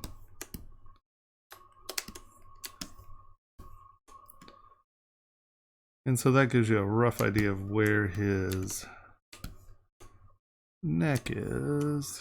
Turn X off. Split mask parts. Boop.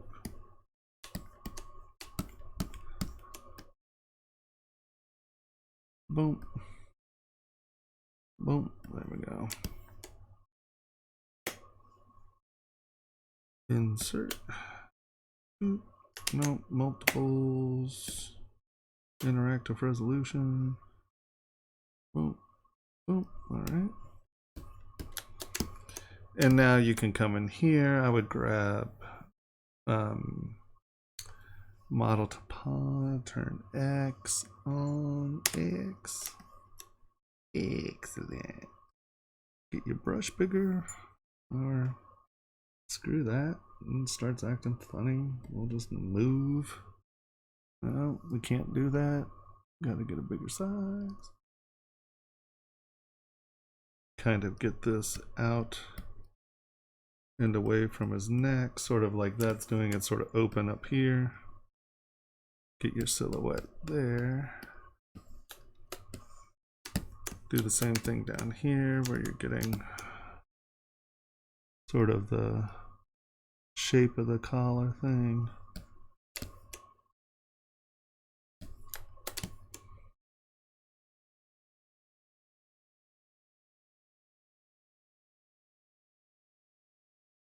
Bring it down.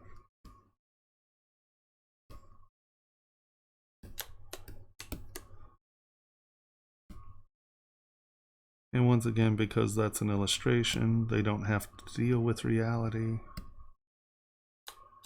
Good morning, Gary. Right. Move topological, insert. Bridge. Oh, that's not what we wanted. Bridge. Boop.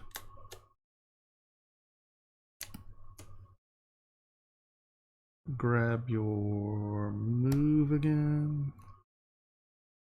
Oh, that's not working.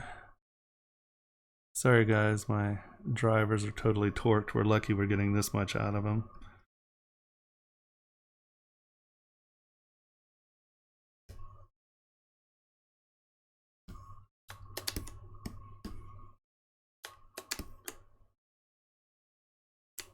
You know, and that gives you at least the beginnings.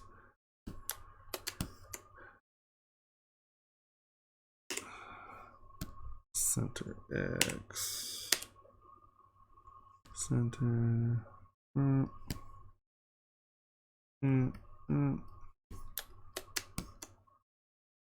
I'd do something like that. You know. And then, well, you know, count as little thingamabobs there, but I obviously have too much going on here. He'd be, can't change that.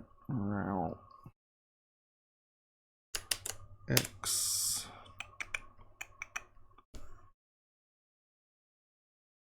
Transparency.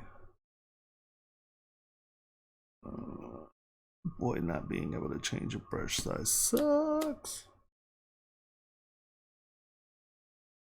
Yeah, and just figure out where that is, get those sort of coming doing that, and then you might need to do something like, no, that's not what we want. Single edge loop, boom. Boom. We have like there, there, there.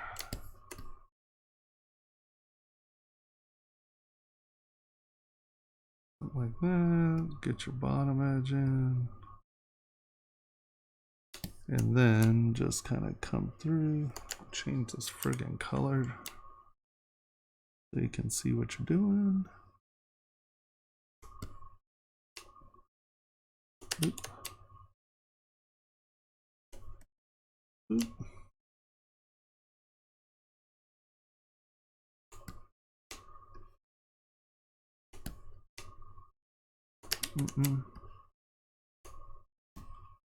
I lost some there.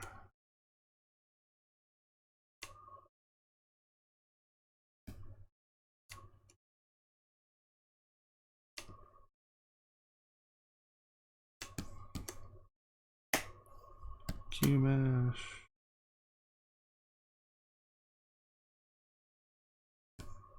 Got to be a little more careful than I was, but. And now you can divide it. And then those are kind of puffy inside, and you could actually do that since those are sharp edges, you'd probably want to weight the edges some. You know, get those puffy. You can do that by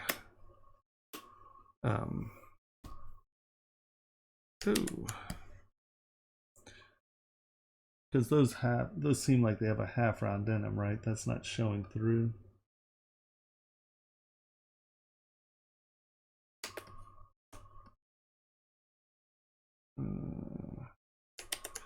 This is where you want to use extrude.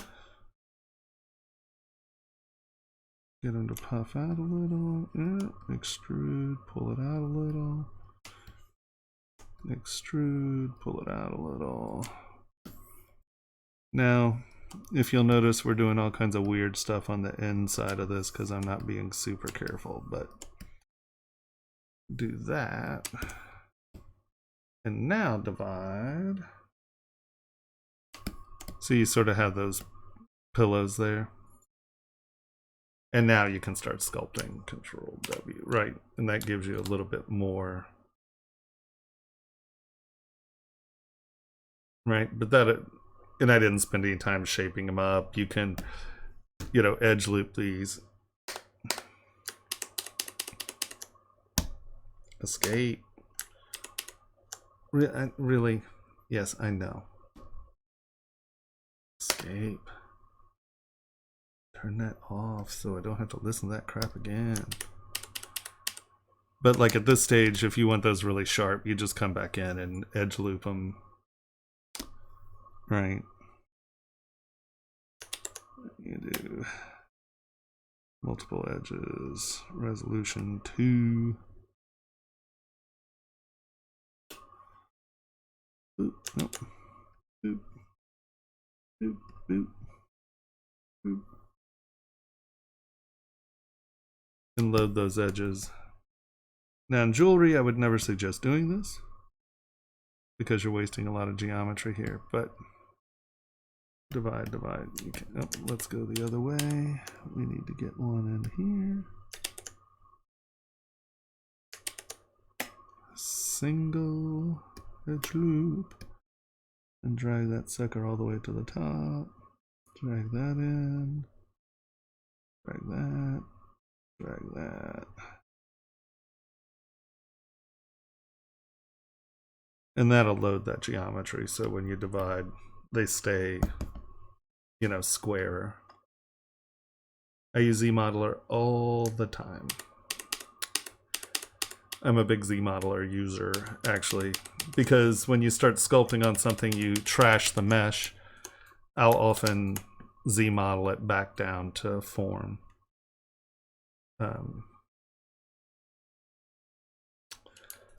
Did that help, Hannibal?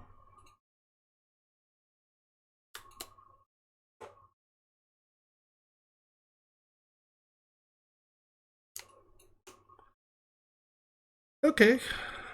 Anybody else have anything that they want me to look at? I'd be more than happy to.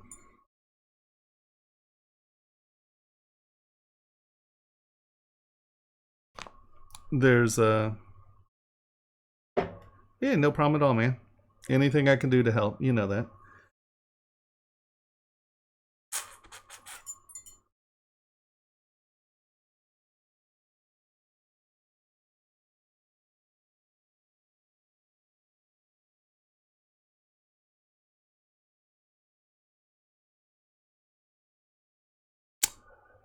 No.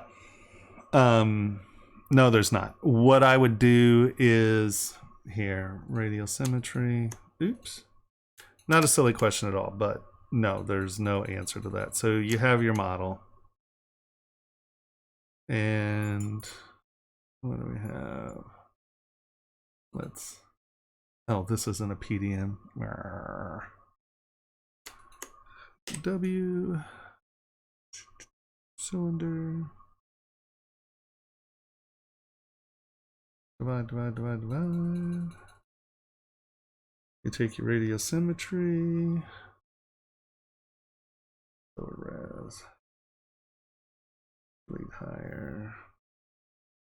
I'm just going to use an insert mesh brush. Yeah.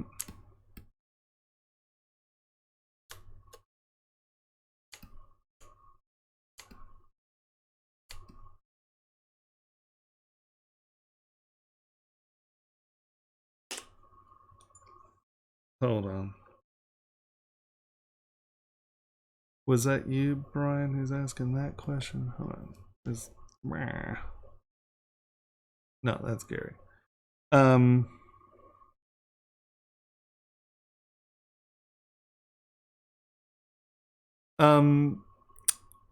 Whale. To be deadly honest, I'd never make an eternity band at 1.3 millimeter stones. I mean, really, it's just, it depends on how you're setting it. I mean, if you give me a picture, send me a picture of what you're talking about, and I'd be happy to show you exactly what I would do with it. For the most part, I tend to avoid sort of traditional stuff. But I'd be happy, find me a picture of what you want and I'd show you how I'd go about it. Okay, hold on. We're doing X,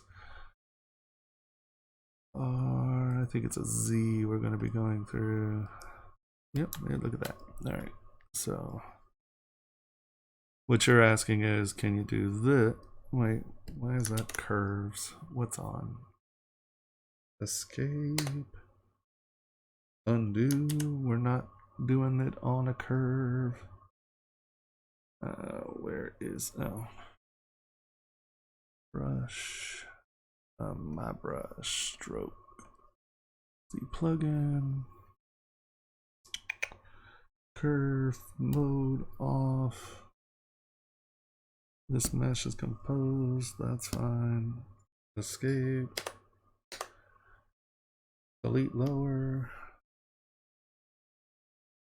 So you have your radial symmetry and you're super happy with it, right? And I know that you're not dealing with something where you can just duplicate this and mirror it.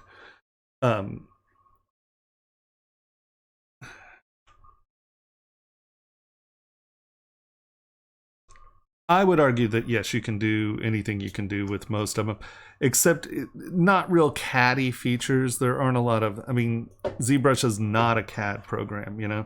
Good night. No, you go to bed. Last time you stayed up, you got an hour and a half of sleep. So if it's something that you're applying to the surface that you can apply as an insert mesh brush, then it's easy because all you do is split mask points. You come here and you can either just mirror and then do Z-axis, okay, boom, and you can get it that way. Or you split the model if it's something that you applied, let's say you were sculpting on it. Come on, you hide that. Radial symmetry, clay tubes. Okay, come on. See, we have no pressure sensitivity. Let's say you sculpted something. Oh, look, I sculpted something. The easiest way to deal with that is to then in turn split it. So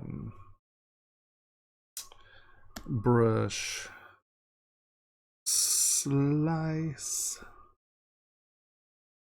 rectangle. Okie dokie. Really? Okay, we're losing more. Turn on your floor. Slice just a little bit on the other side of your line.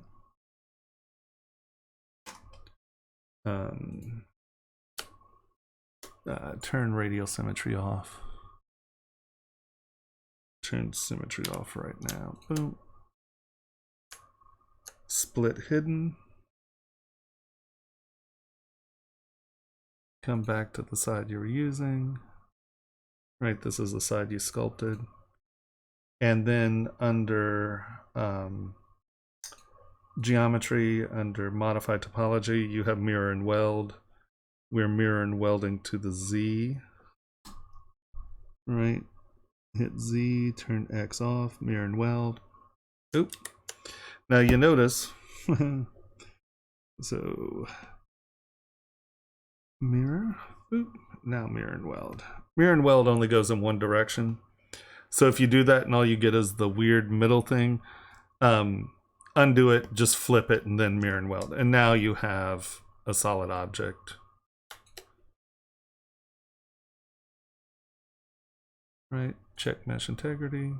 Mesh integrity is complete. You always close holes, and there you go. So if you're doing something in that vein, if you can do it as an insert mesh first, yeah,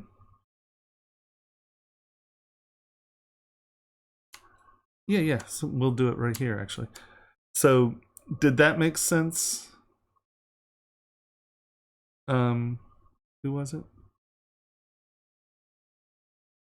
Gary? Did that answer that question? Did that help? Okay, cool. So we now have this, and we have these stones, right? I want these stones to be merged to this subtool. I know they're in the wrong place. We're not going to worry about reality in this one, right? We're just going to, there we go, get that up. And here, we'll bring them in. Turn symmetry on. Symmetry is on. This is just on symmetry. Turn that off. There we go. Yeah, right, so I know this isn't actually what you want, but you have these are all different geometries, right? These are really simple geometry. This is more complex geometry.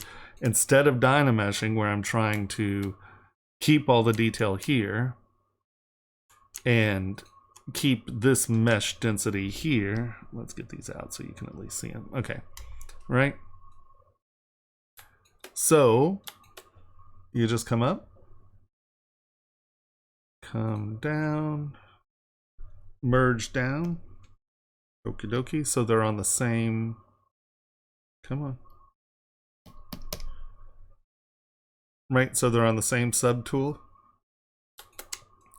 And then come under here. Boop. Remesh by union. Oh, you have to turn symmetry off before you do that. See, even my selection button isn't working now. Turn floor off. Turn symmetry off. Come back in. Remesh by union. And now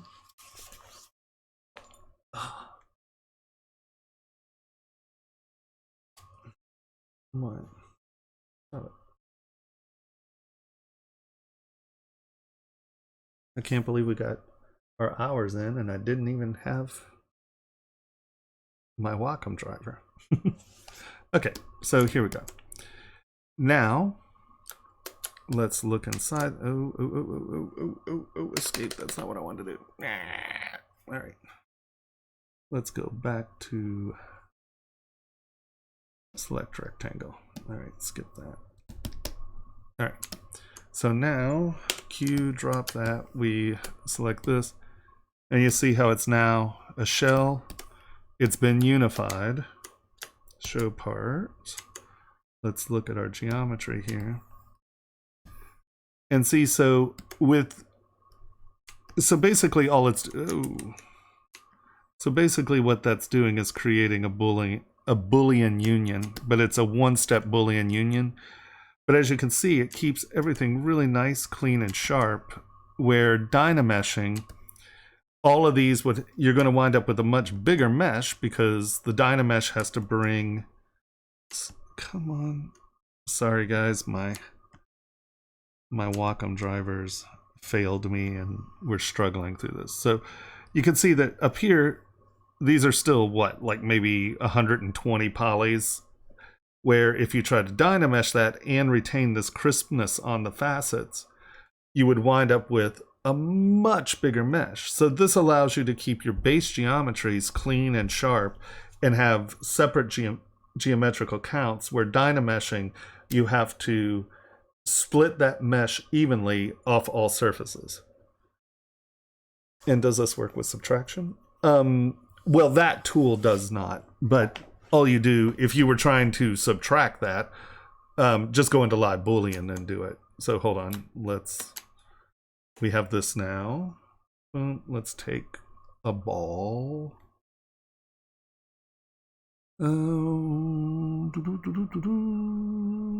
X. Radial. Let's just pick an insert mesh brush. Just give me something here.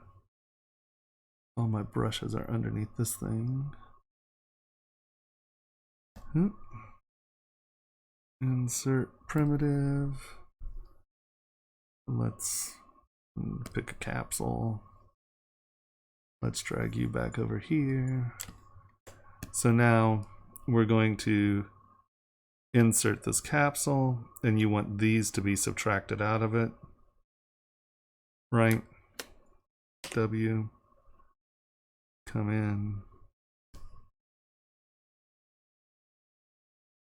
Make it smaller. Right. So yes, it does work the same way. We now come over here. We split mask parts.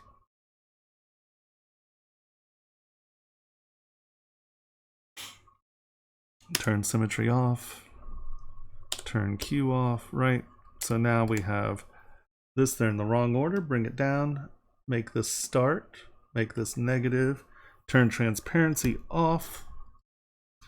And then go to Live Boolean, and there you go. And you can see, yes, it does the same thing, where you have your different mesh geometry. This will be, I haven't made the mesh yet, but here. So then you go make Boolean mesh.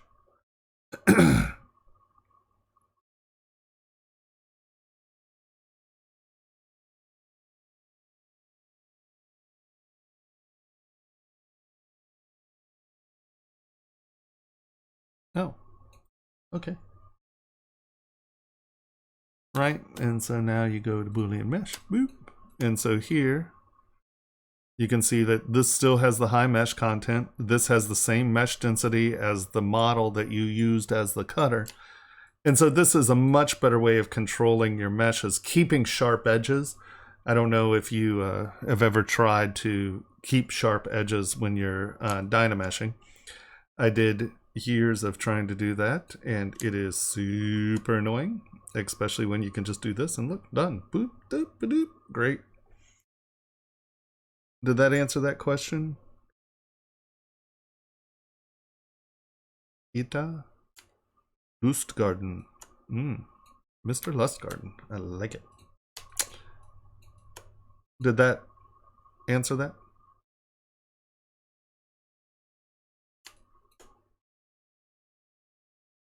It's a 12-second pause. Okay.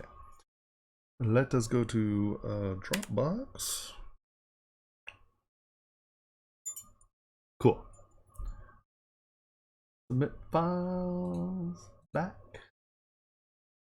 Refresh. Oh, there we go. Core. Download. All right. And now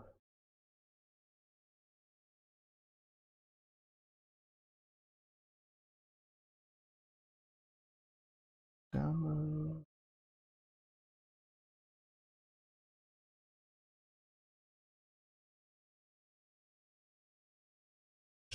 In folder.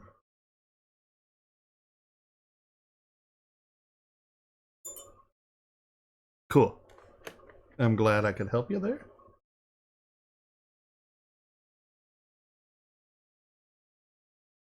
Oh, what just happened there? Rhymy. Open folder.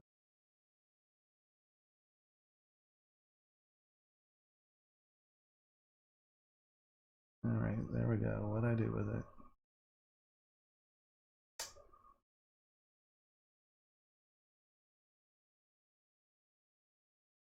You're kidding me. Did that load? Oh, it loaded. Okay. Alrighty. So there's that. Now where's the picture?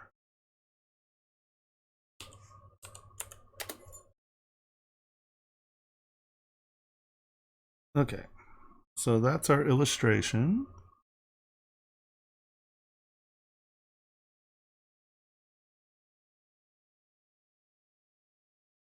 Okay. And this is your model.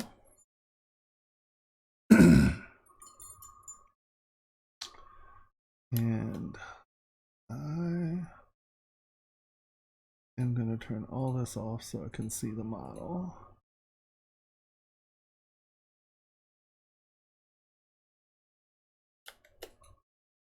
Can you do the same thing?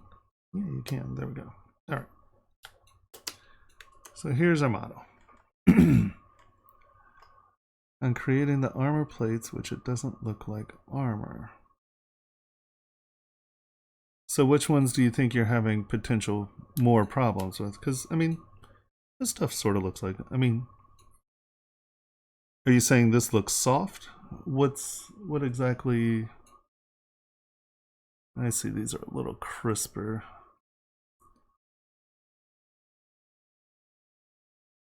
So you're thinking these look a little bit like fabric more than armor?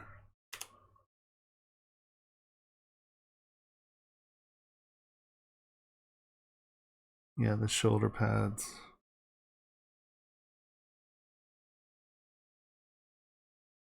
Yeah.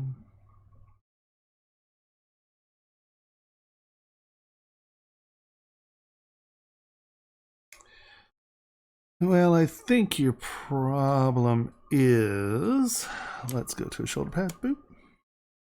I understand that. That's why we're going here. Let's turn this off.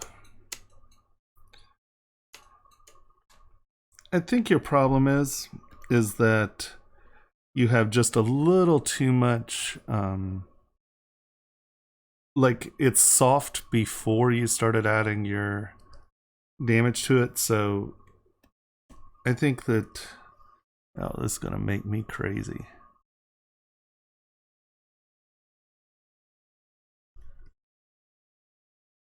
I think if you just brought in an SK trim here and you just make sure that these edges start out looking like hard surface edges, right? I think just by removing some of the puffiness from these, I know the illustration's slightly puffy, but I think that this could be your problem. Let's see.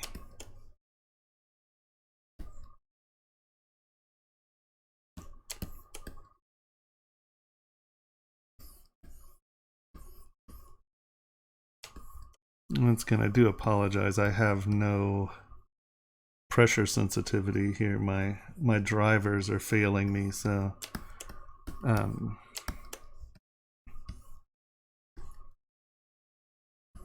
if I'm not mistaken, this will help you get rid of some of this.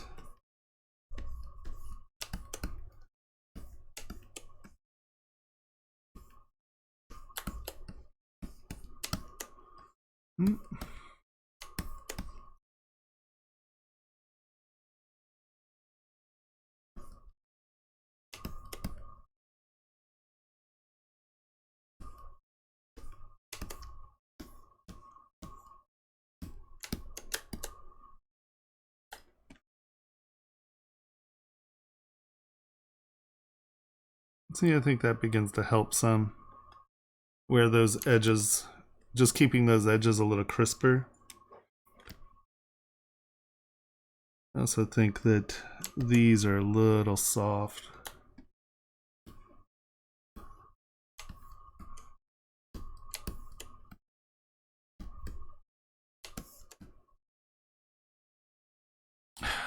that's gonna make me.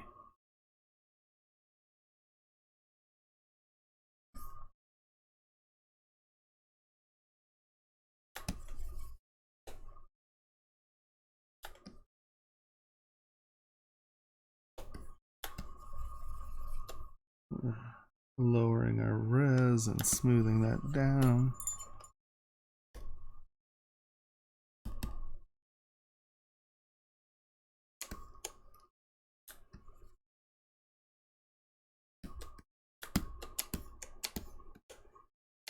Yeah, I use the SK trim brush for friggin' everything.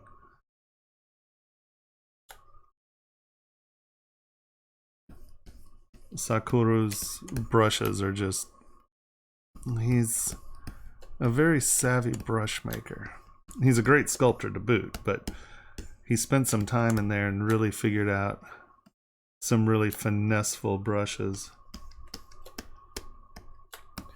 See, if you keep this more planular, I think you're going to wind up with a slightly better. Oops.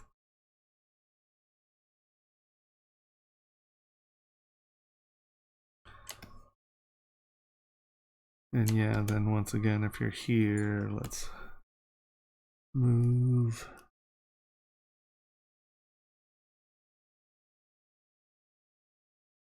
You know, you just have so much variation in your surfaces there that I think that it's making it look like it's soft.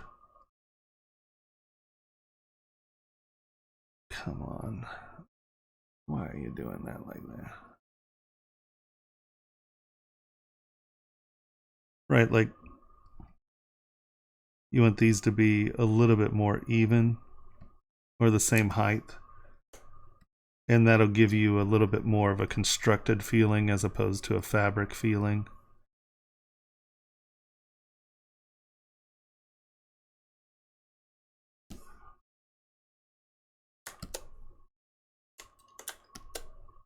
Nope, other one. And once again,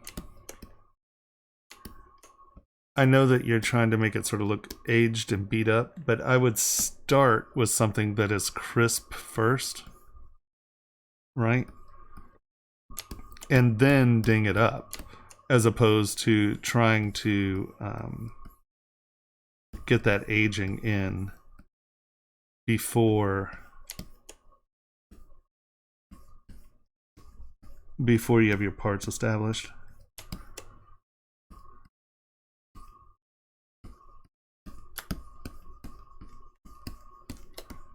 And I think that if you have more consistent sort of sharp edges that are then... Oh, it's so hard not being able to shift my brush sizes here.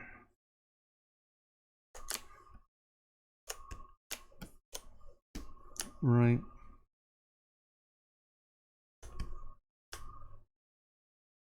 Because the thing you have to remember about armor is that it's not floppy. So if it's a 1/4 inch plate sitting on top of the next 1/4 inch plate, right, you don't have the little dents and stuff.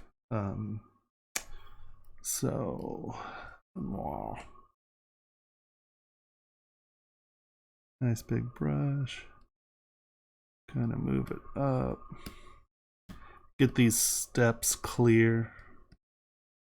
And then you can also just drag them just a little bit over.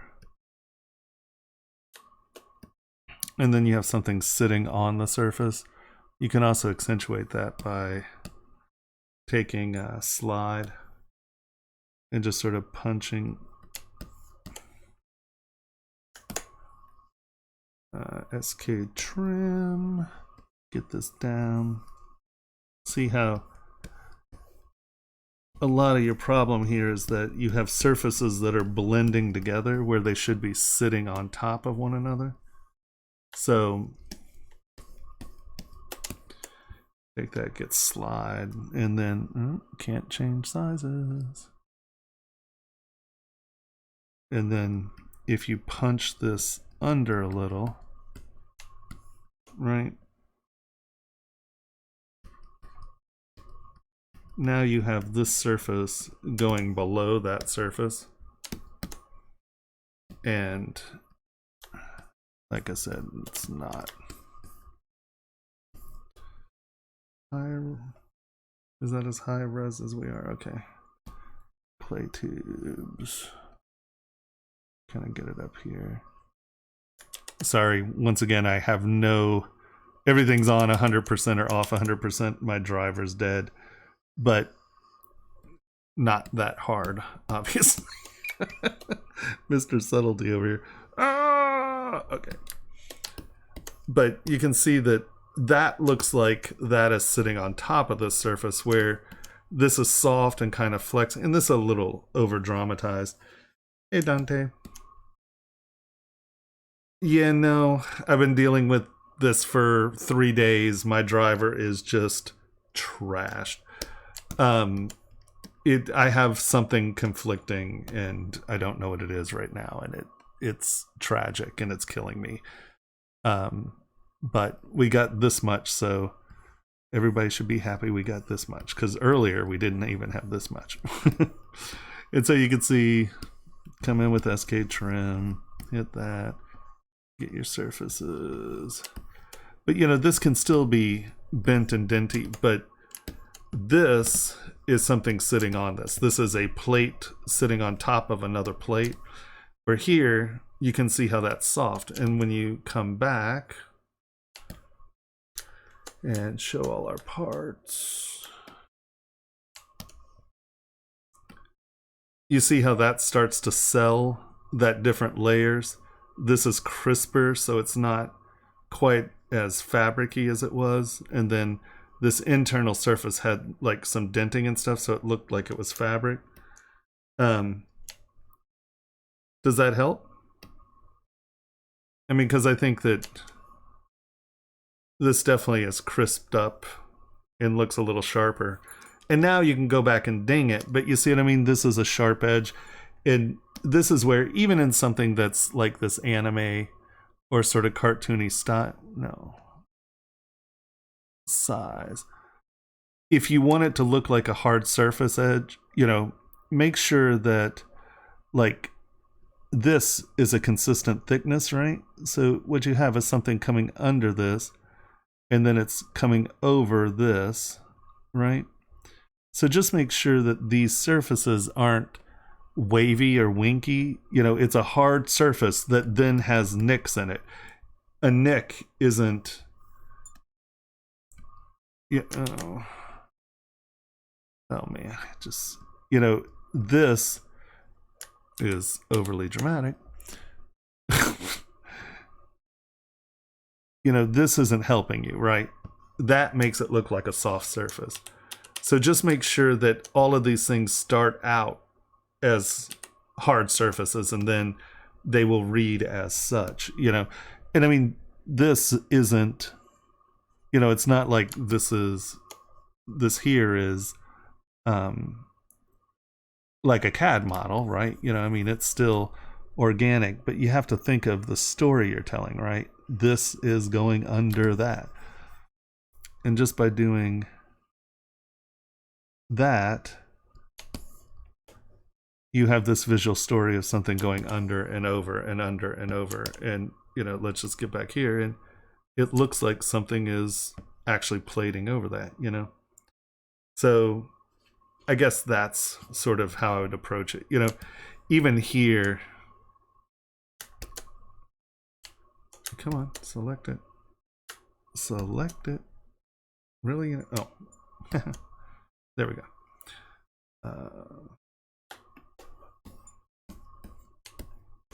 I would say even here, this is a little fabric-y.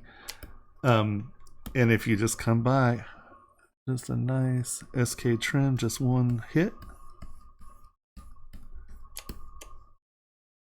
Right, and that surface no longer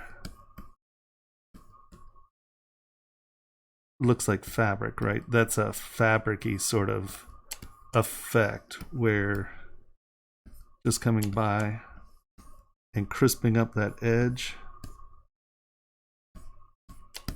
is going to give you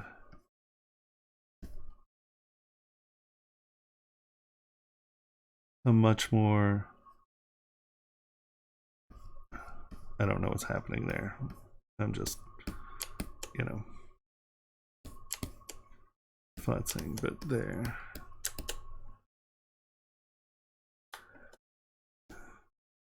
But you see what I mean? How just removing that little dimple that was right there, right?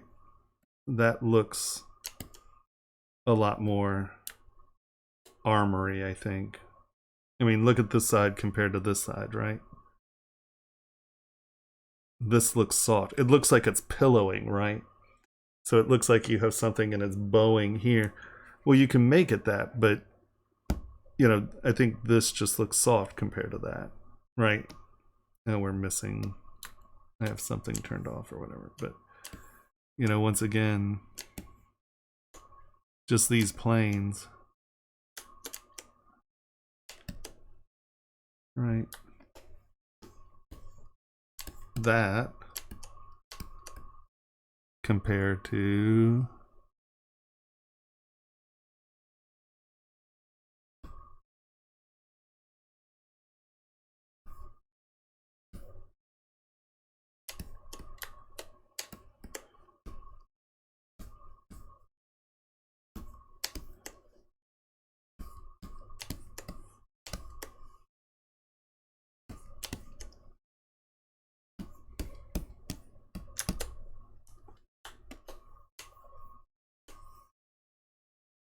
come on. Come on. There we go. And I mean, you can see I spent no time on that. And that compared to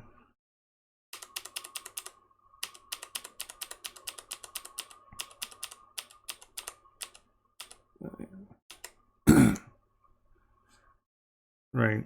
See how you have like a bump here and then this is creasing down and that's up and then you have this high lip compared to that. And now you can come back in and you can put your dings and winglings and that kind of stuff into it, right?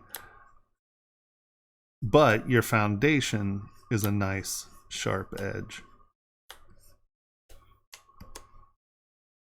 Yeah, I think that's really your only problem. You're just a little pillowy with some of this stuff.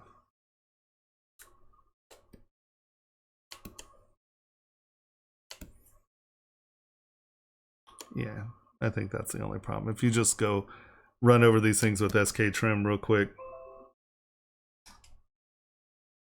you know, I think you'll be happier because then you'll also get your contrast between your soft and your hard.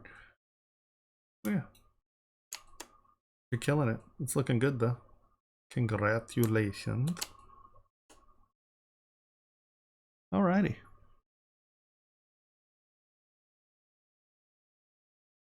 Cool. Anybody else have anything they want me to look at?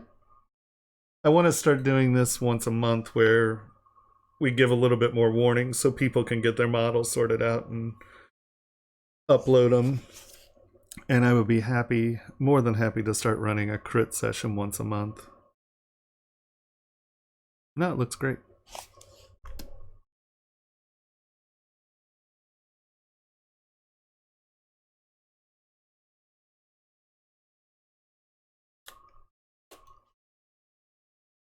And with all the color, you spent so much time painting that rascal.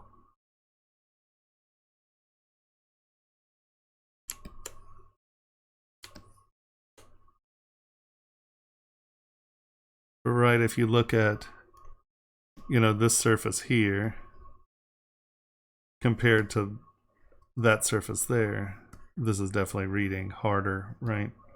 Once again, you got this compared to that. That little pillow there just makes it look soft, where that's looking hard and sharp. And I mean, you can soften that some, so it's not just blazing stiff, but at least it starts hard, and then you break down into it, if that makes sense. Start with what the foundation would be. All right, that looks great though. Okay.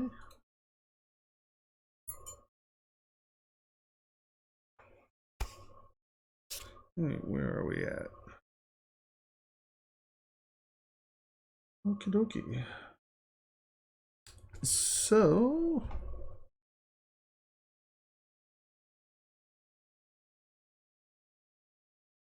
well, I figure we'll do a live crit once a month. No, I stream every Monday.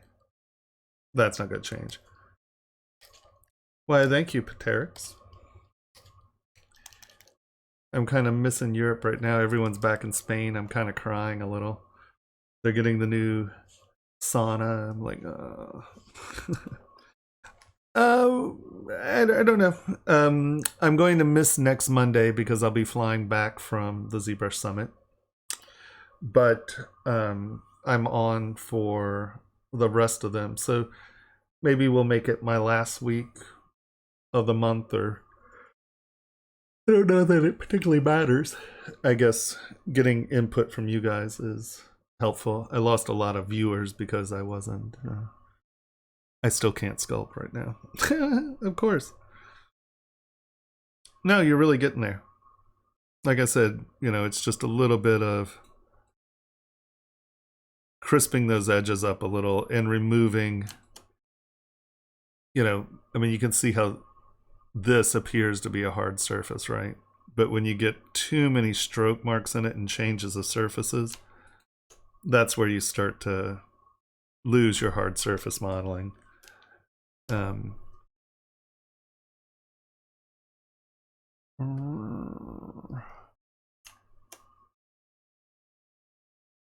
know, just removing that little dent.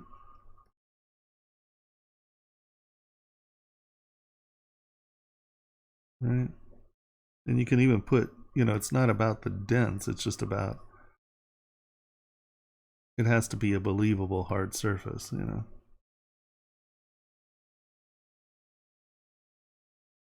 I'm not used to working with color. Oh, I did an upgrade a couple days ago, and my I don't know, my Wacom driver is absolutely toast,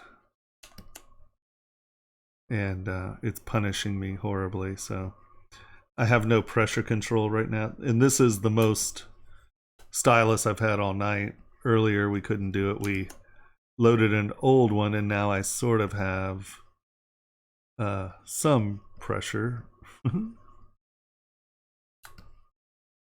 Right, but you can see even just getting a straight edge in there and then just smoothing it, but it was a straight edge at one point, right? So that reads a little bit, even if you come back in and smooth those edges up so they're not super hard. Pinch always works well. But once again, I wouldn't do it quite that hard. I just have, what? Let's all say it, no pressure control.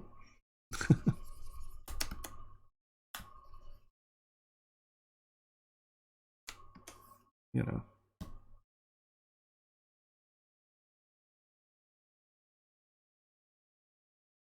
Yeah, it's really frustrating. It makes me a little nutso, but it looks like I got an entire session in, right? Of me not sculpting anything. Oh goodness. Yeah,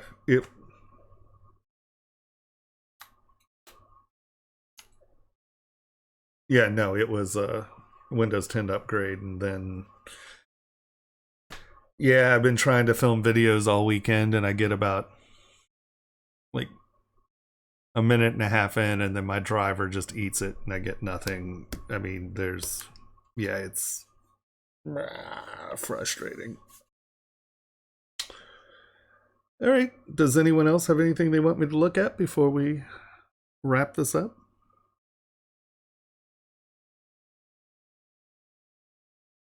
Yeah, no, critiques are always good because, you know, we all do things differently, but I've been looking at other people's work for a long dang time, Yeah, no problem.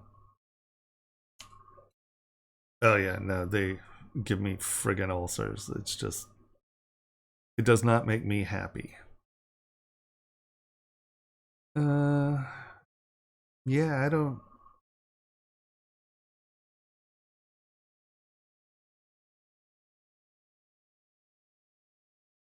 Your book is better than my. Your book is better than my lessons.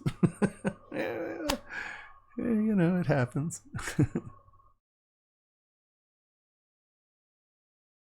So, does anyone have anything else they would like to show?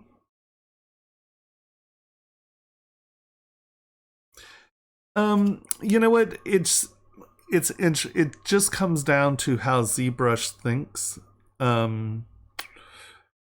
ZBrush isn't a CAD program, so how it deals with things is radically different. It's a little bit more like point cloud analysis as opposed to NURB surfaces and such. So it's just a trickier thing all around. Hey, yeah, no problem. Let's look at this. What is this? These links were fun.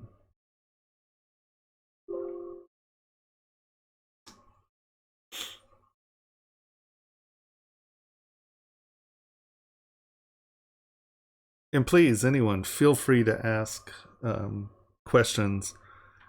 Obviously, my flow is not jamming tonight, so. Oh my god. It's painful. It's just painful. It's just painful. Like a pen tool. What was your last? You know why ZBrush is not included by zero curves and software? Yeah, like I said, I can't even begin to explain how like just the fact that we have the bend tools and stuff that are in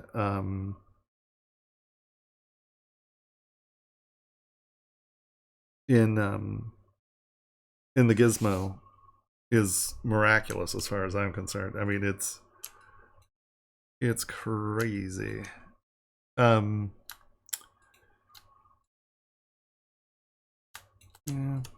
little links.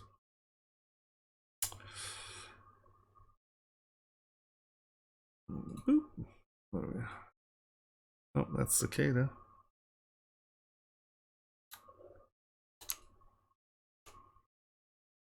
This piece turned out pretty good. I want to redo some of this stuff. I'm not quite super happy with it, but it obviously wasn't the point. This was, once again, my beta testing.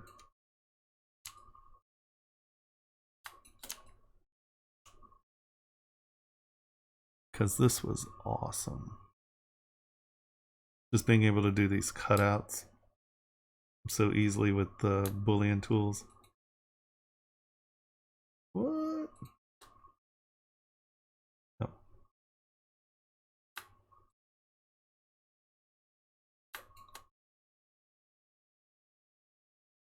I'll tell you, the Boolean tools are import reference material. Well, there are a couple ways. So one, you can come into texture.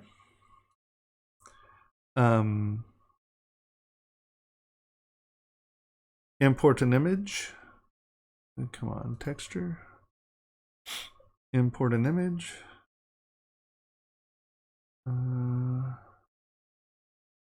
Pictures.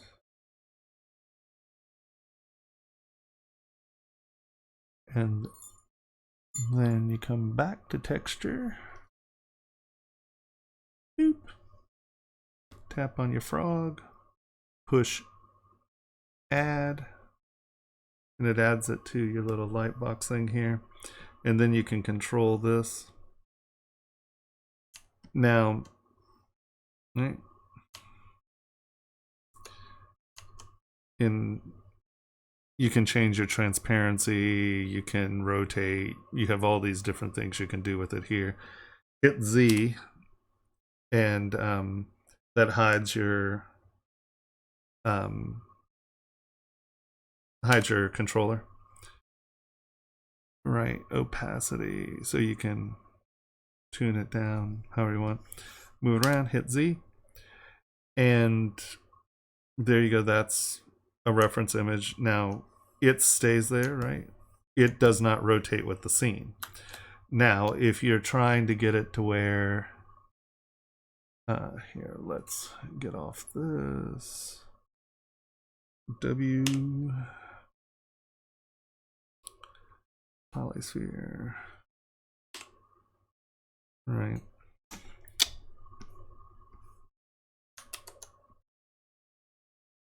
But you know, you were trying to do a three-dimensional image, then this isn't the way.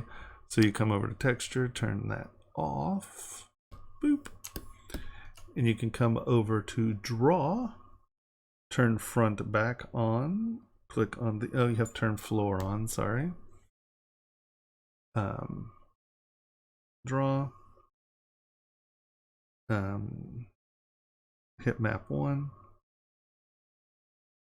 You have your frog here. So now your frog is brought into your scene. If you want to see your grid a little better, go into draw, come down to modifiers, frame opacity, and there you can see your grid a little more. Come up to front, and you can make your where is it? Fill. Oh, fill mode. This changes the mode of the film. Your map 1. Where is? Oh, here we go. There you go. And you can make it. Now, the thing about this is that this will travel with your environment. So if you have a left and right view, the other thing that's nice about this is, here, let's turn on, no, not that. Let us stop. What am I doing? Turn on clay. Let's put on snake hook. Turn on Sculptures Pro. Oh, I shrank it. What am I doing? I'm making a mess over here is what I'm doing. Right. And the interesting thing about working like this, right?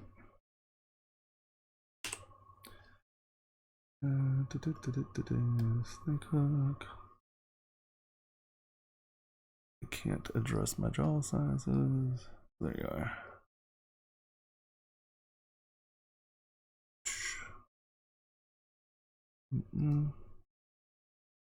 You know, if you're trying to move stuff up and about, see the blue line?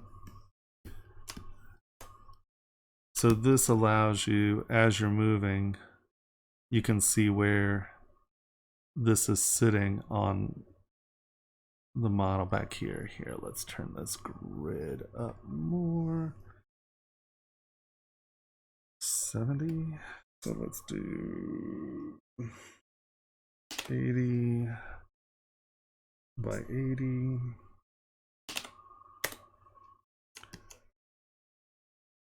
Wow, that's a big old frog. Let's change our scale, draw, scale.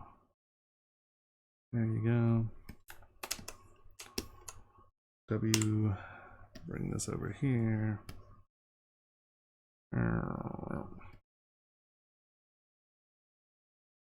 Right, but as you're working on it, and you're just trying to push this up, it gives you, where is my brush? That's what we're looking for. Right, you can see how it stops right there.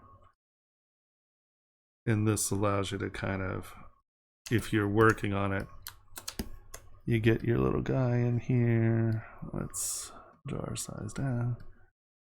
Now you're, first of all, this is way too deep.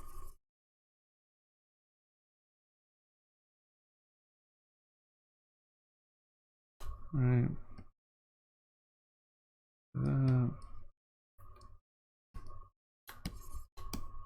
It's still way too deep. I'm like, why is this not working? Right.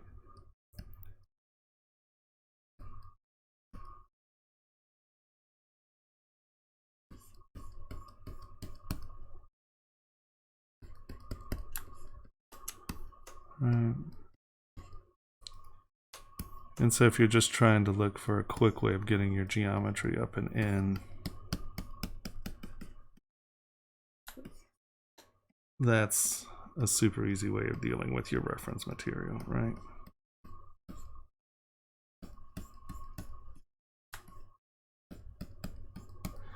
And if you have a side view, file, go to draw,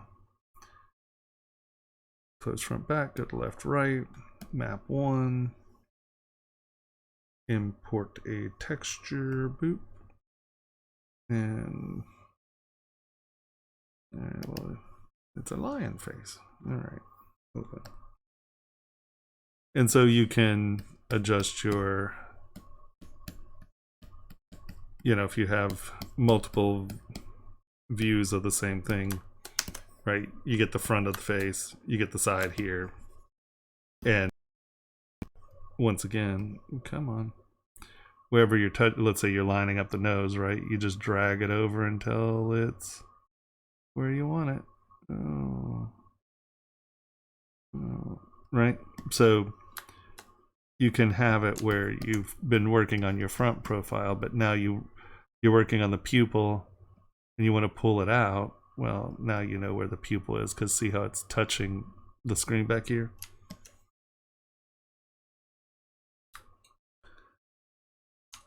You mean this being the second option is draw, see, left, right, front, back, up and down.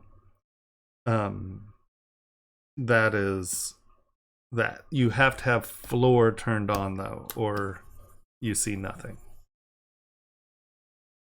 Turn on floor. Floor is your reference grid.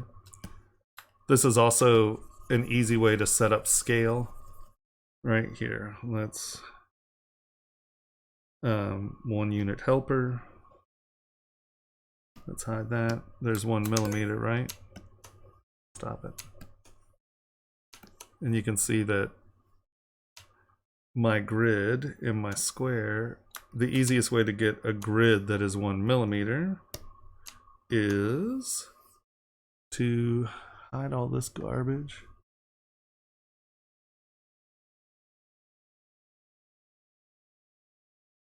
Left, right.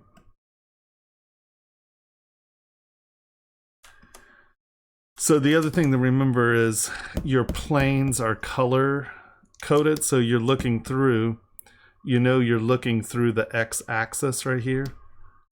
Now we're looking through the y-axis, and there's the z-axis, right? So your planes are the same color as your axes. That way you always know what direction you're facing.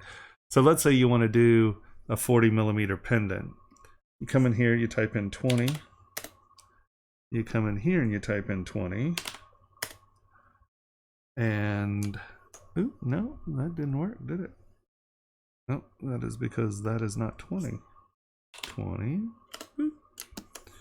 And you come in here and you see our square, which is 1 millimeter, same size as our squares here.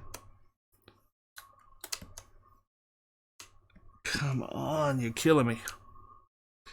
And now you have a 40 millimeter universe that as you're creating, you know that your part is roughly there. And you have rough referencing scales to the millimeter.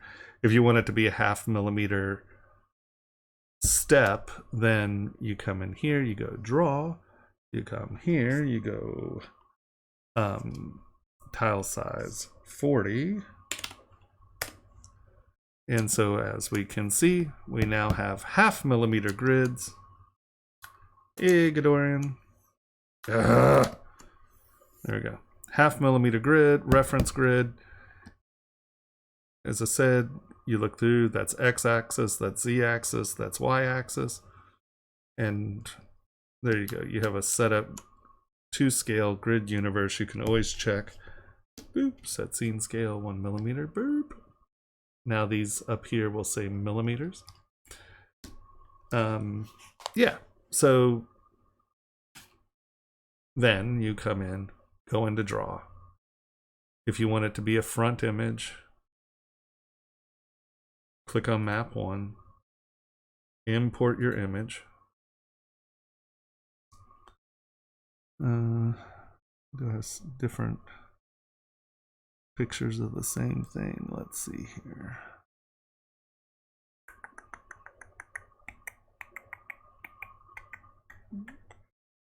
Not really, do I? I don't have anything really set up for this. I know. Let's do...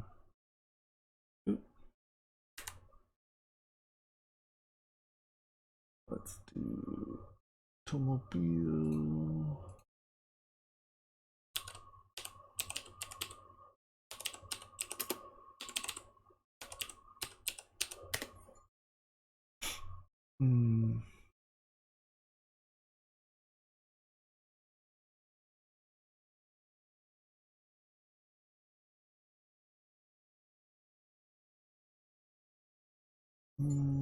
Download you.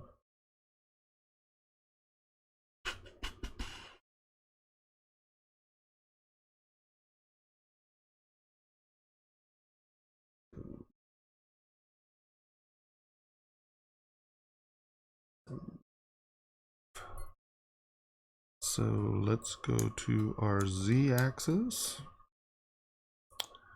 We're going to go draw. We're going to go to map 1. We're going to import. Desktop. Download. Where'd you go? There you go. And we are going to go to draw. Map 2. Same. And then import. A download. Boop. All right. So I know these are the same image because we haven't prepared them, but that's okay. No, that's not what we want to do. Draw. We are going to increase our scale size to 2.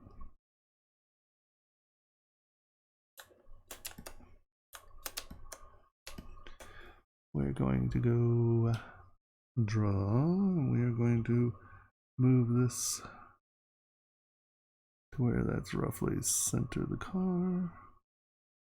No, this is back map, sorry. Center the car. Bring this down.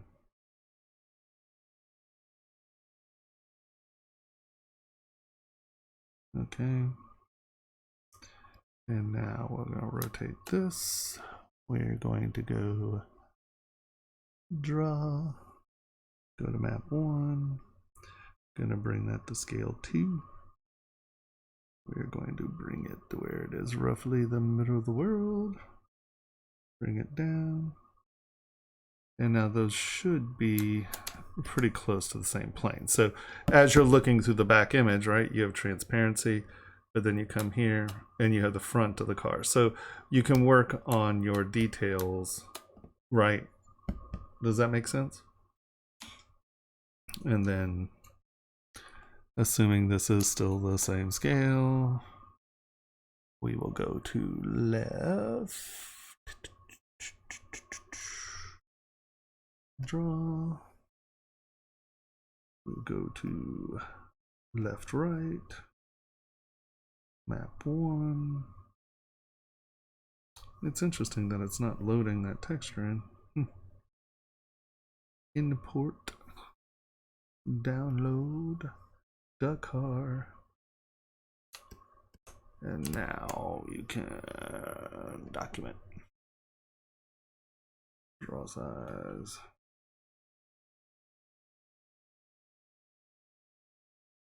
And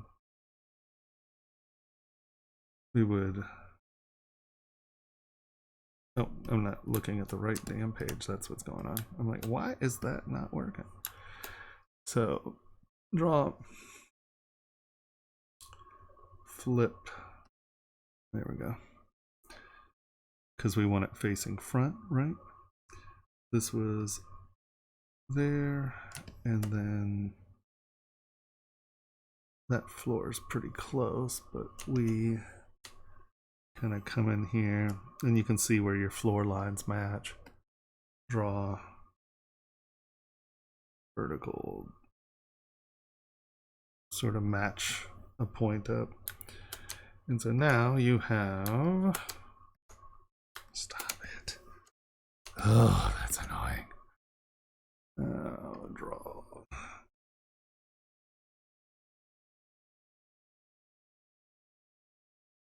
Get it to where, there you go. And so now, that's the back of the car, that's the front of the car, and then you can do the same thing where, stop it. So if you want your reference material to stick to the world, that's the way to do it. Did that help? Did that answer that question?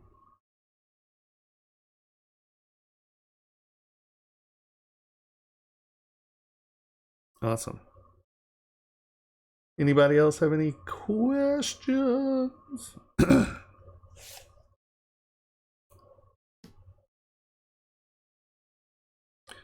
And normally you would split those up and make sure everything lined up in Photoshop and have a good reference image and then import them as separate images.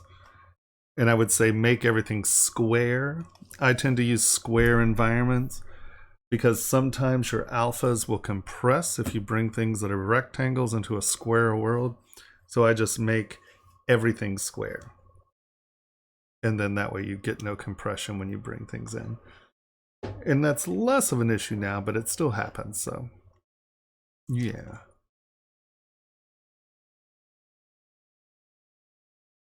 Okay. Anyone? Anything? Any more?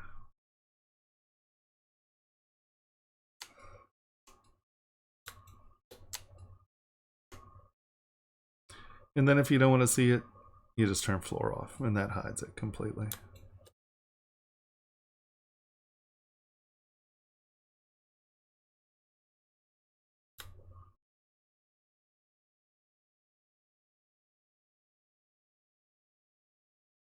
Oh, that's a messy model.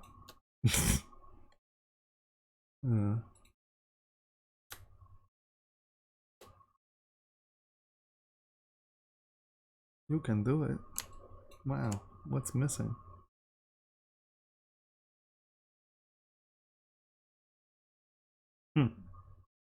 Bizarro. Oh, there you go.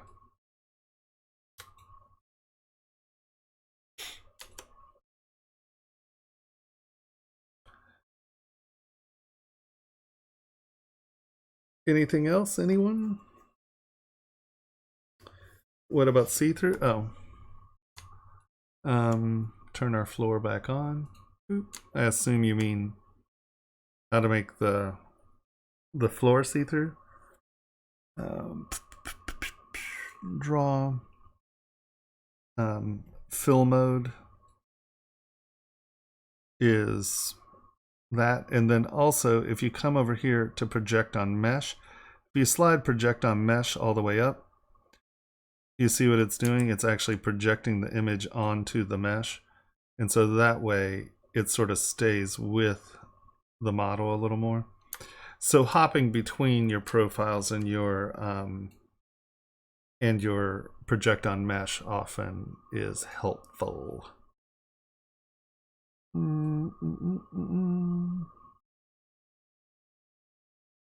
And then there is always, and I use this all the time,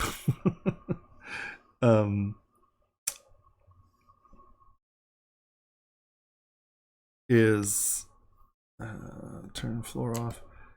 If you have a quick reference material that you don't want to necessarily import, and you've just been browsing the internet, you just want to drag one little thing in, you can always get this little see-through up here. And you see, you can just sort of, as long as you're over here, you can move this around, get it lined up, do your quick sculpty thing on it, and then when you come over here, it'll transition. So you can always see through your, see through the whole program to reference material you'll have stored outside of the computer. So that's what see-through does.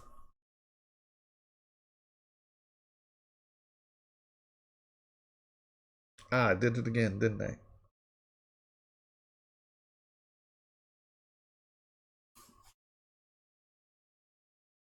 All right, kind and gentle folk. Any other questions? Seriously, don't hesitate. I'm more than willing to answer questions.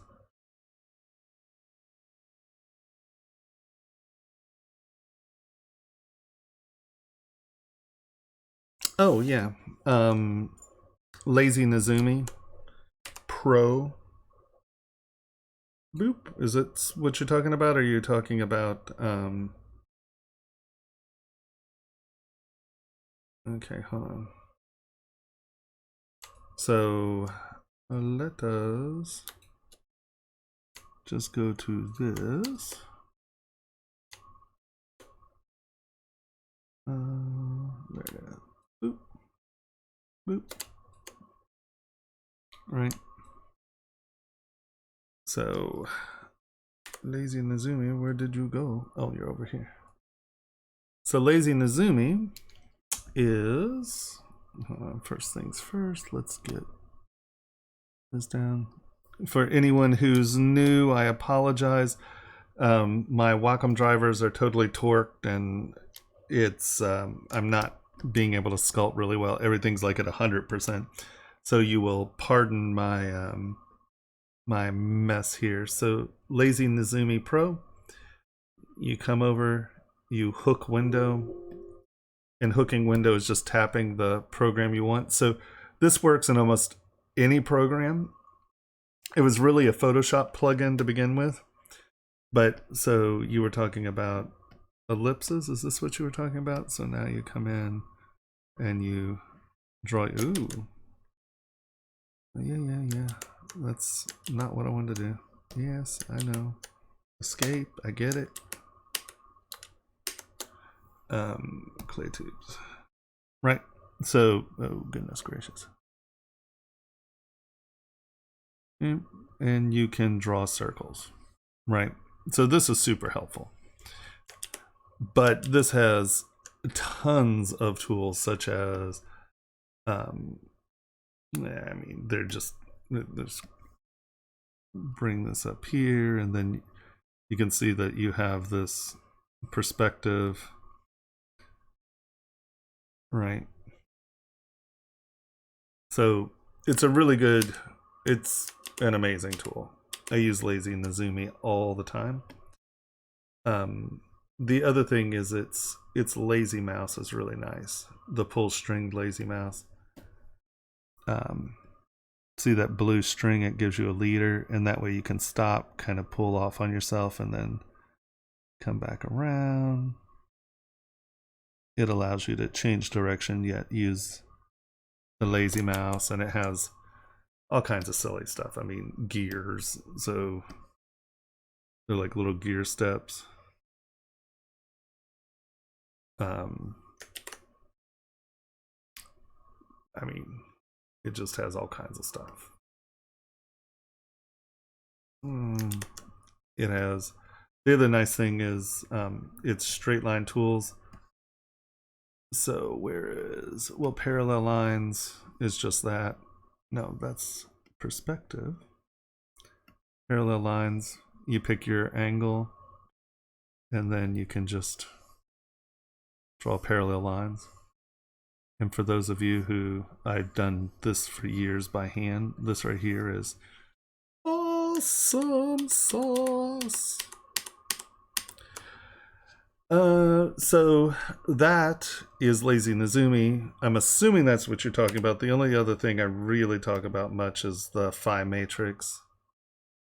And then that allows you to set up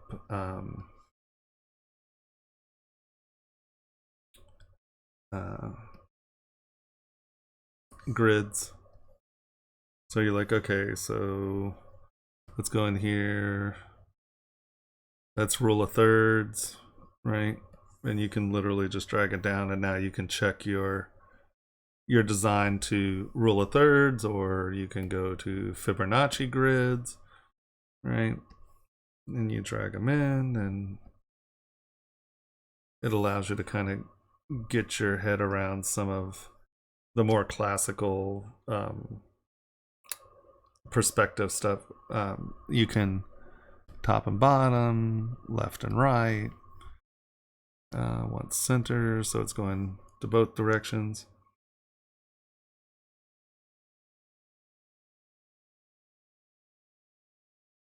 Warning by the Boolean operation has succeeded, but several warnings are reported during the process, resulting in subtool to make.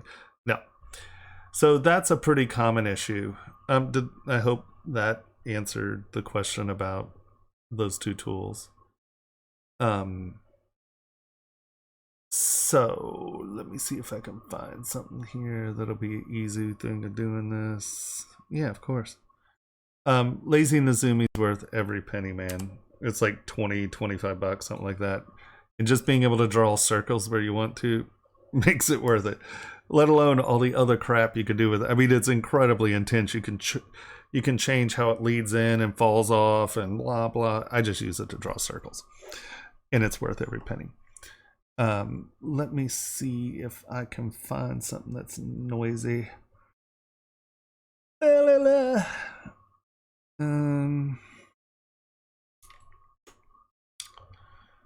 I don't know if I have anything in here that's noisy enough for this to... here, let's do this.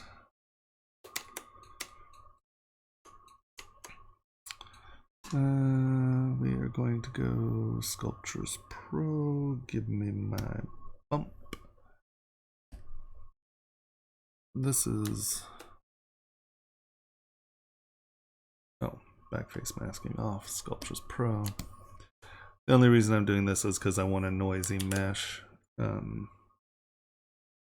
Lazy mouse off.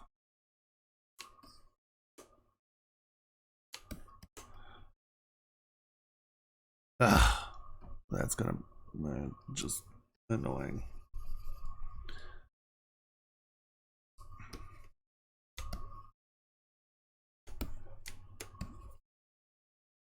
I'm just trying to replicate that error. Okay, so now let's go W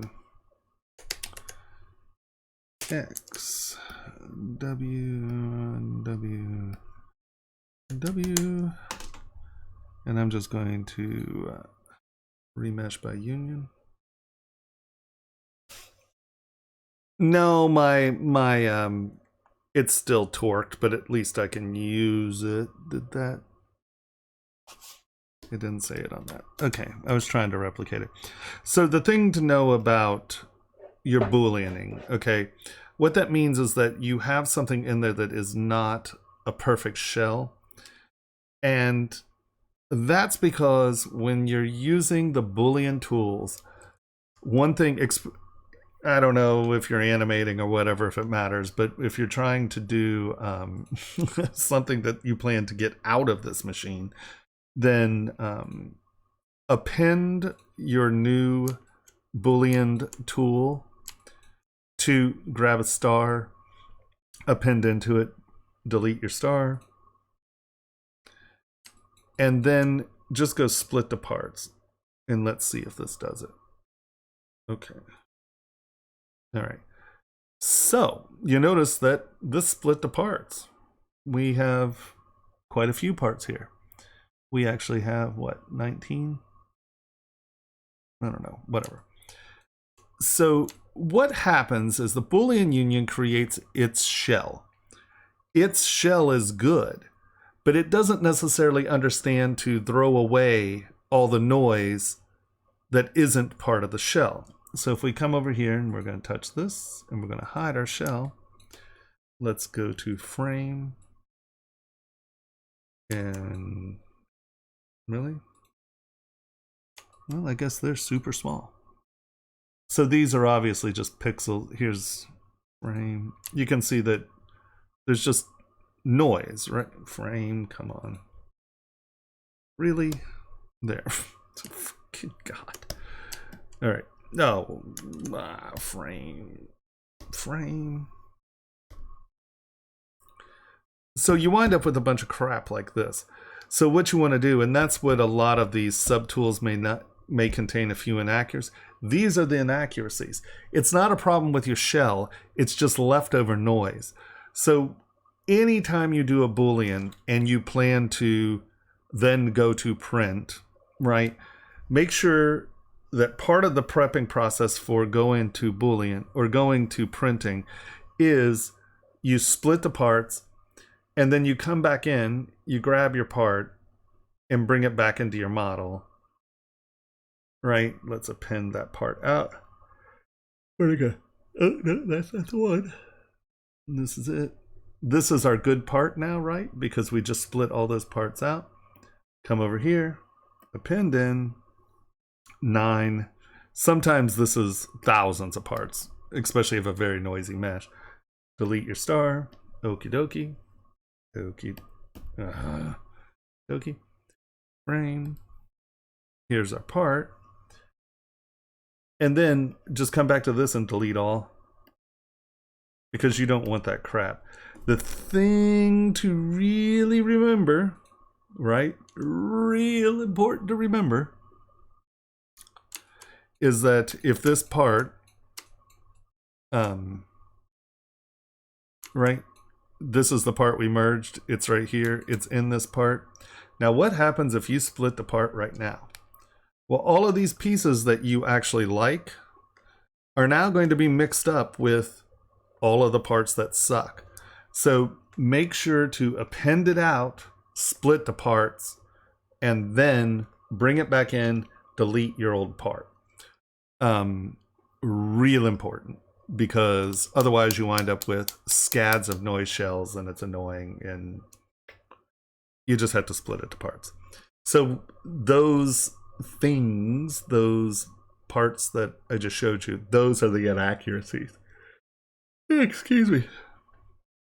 And they will cause you untold worlds of grief if you're not careful with them. Does that make sense?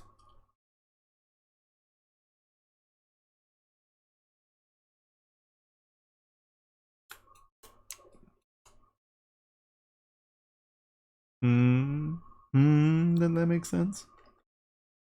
Do you understand why you need to drag it out of your model? Because otherwise it's going to be a nightmare. Oh, goodness gracious. Well, Yanni.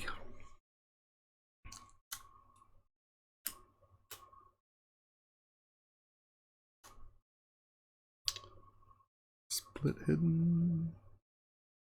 Delete.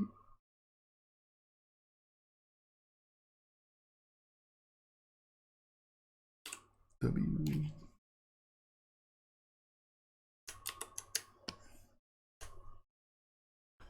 Flip.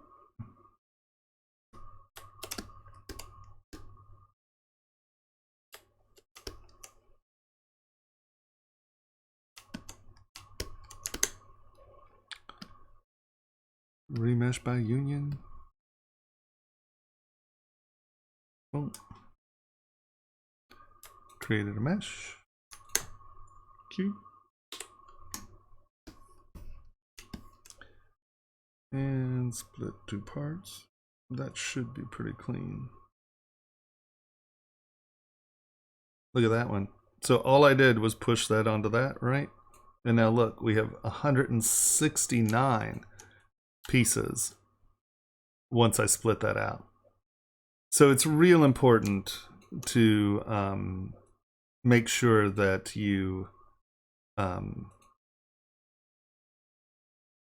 that after Booleans that you split the parts, and you can see how this is all of the crap that got left behind when I just did that trim,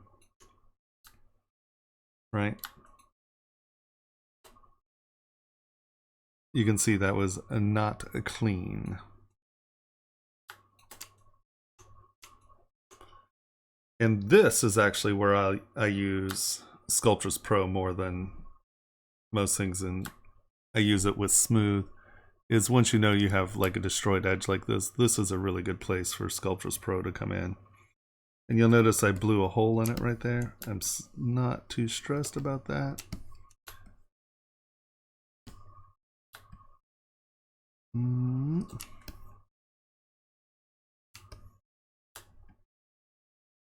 Clean your edges up.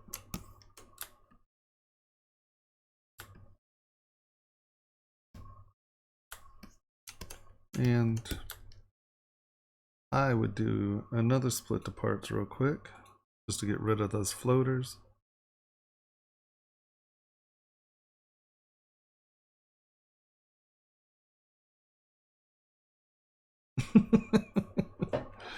And then close holes. Boop.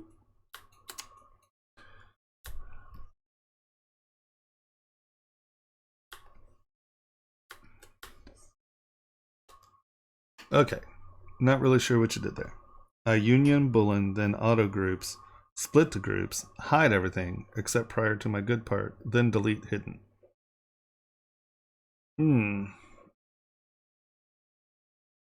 Now, are you asking what I just did, or are you asking what you just did? All right, here, I'll go through this again. We had this part, right? I made it noisy intentionally. Something just happened there. I just mirrored that again, didn't I? All right, so from here, go to W, bring up your gizmo, and we remesh by union. And so what that does is it basically just Boolean unifies these into a single mesh. Now, hold on. The other sort of important place to think about with the, we're going to undo that for a second. No, we'll keep that.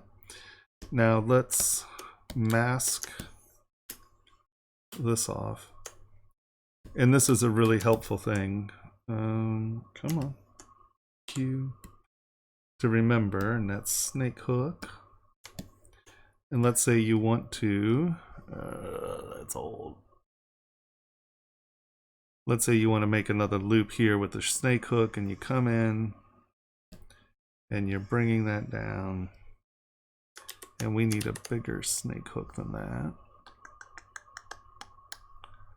Right? And you're bringing that in and down.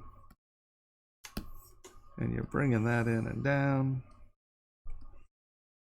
Right? Well, the problem is, as we know, that those are just floating spaces in there, right?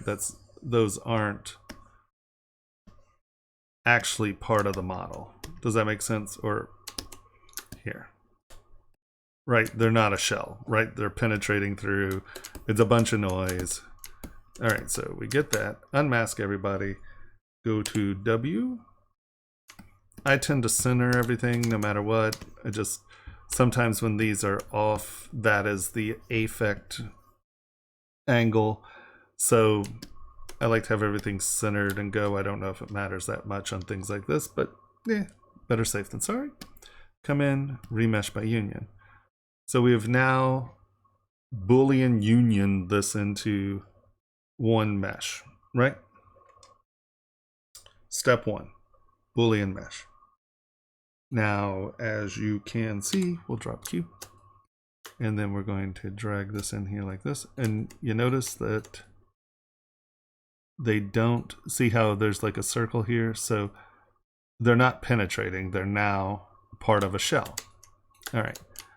So next thing we do, I tend to like to use star only because I don't use a lot of stars in my design. So if I hit star, I know that that's a new thing. All right, this is the 114, right? So we go to star, append, and bring our little groover in there. Yep, that's the one we were working on. Right? Delete the star.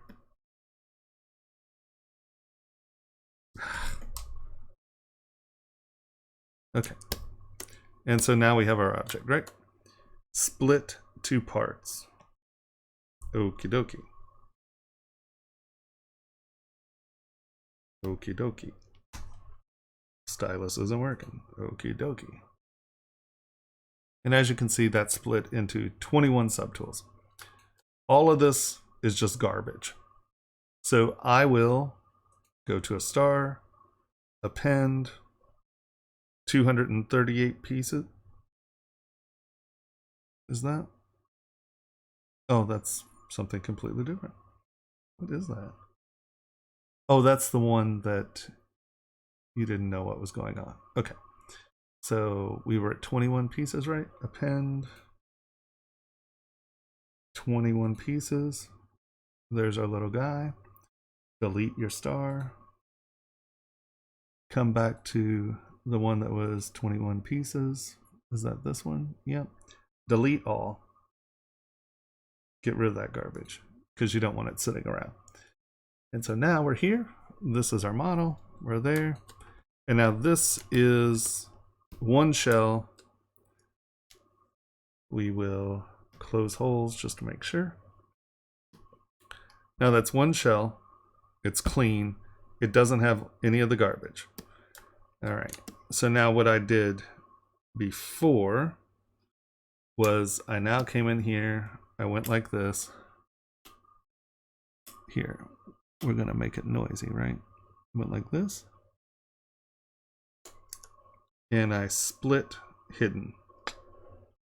Right? So now all that did was bring that part out. It's here.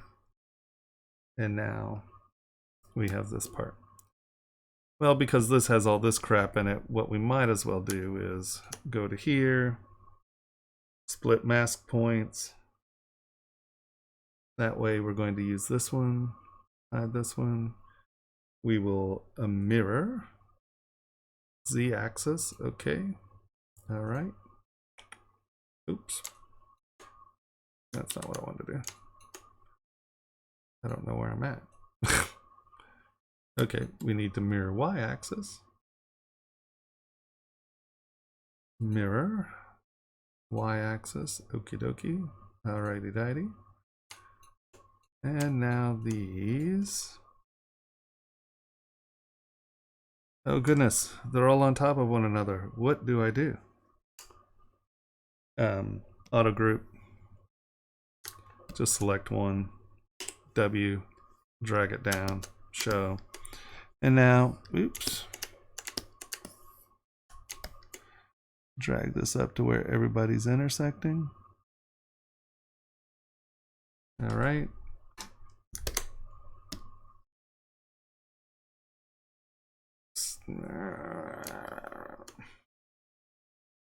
Remesh by union.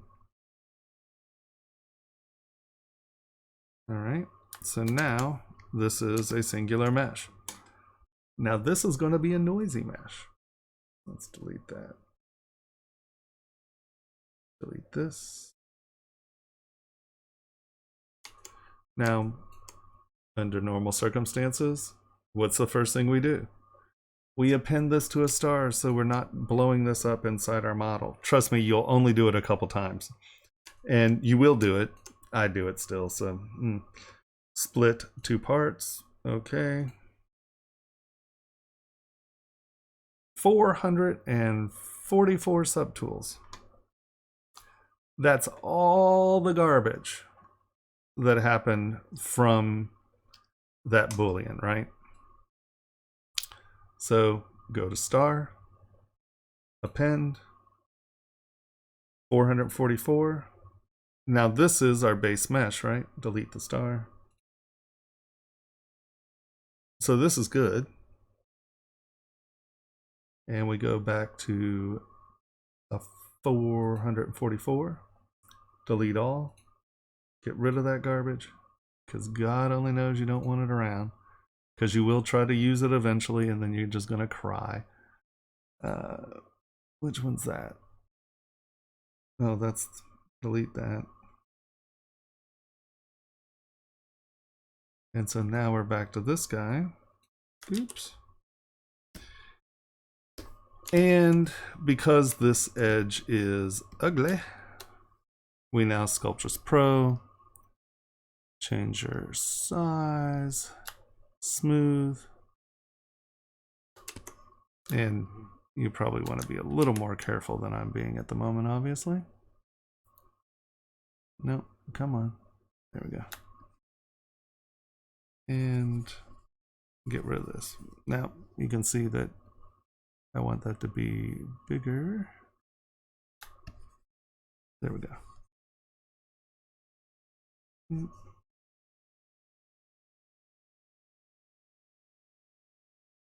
And by doing this, you're also doing a mesh integrity check. Remember how we blew a bunch of holes in the last one? You can see how this was a better Boolean. I say that and watch me start blowing holes in it. Oh, yep, sure enough. The second I say it. Now I'm still going to come here and do the same thing because I just want to know where my problems are. Come on. Uh-oh.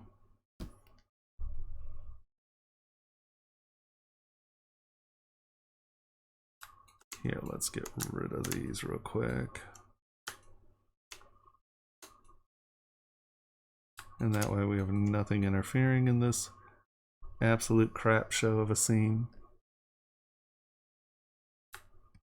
Speed it up. You see how slow and how it's... Oh. I forgot. You can't do that.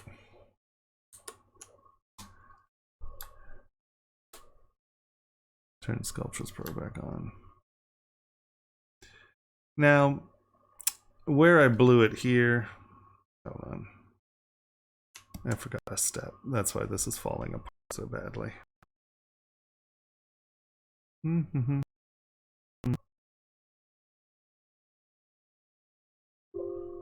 Don't do it. You can do it. You're supposed to close holes first, because that would seal that seam up some.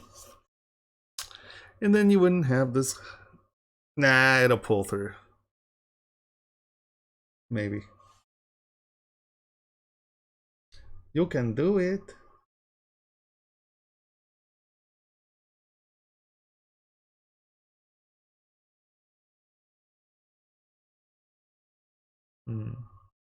Maybe. See, that's what I get. Getting ahead of myself.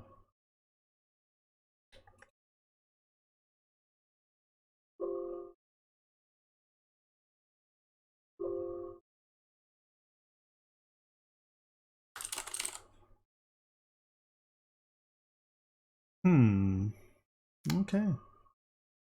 Well, maybe that's it.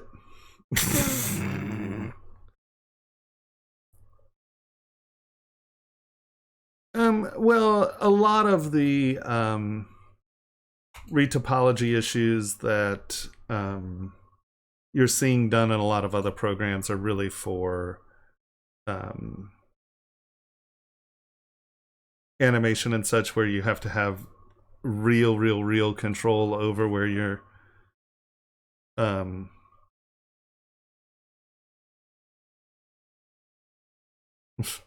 God, everything's just falling apart.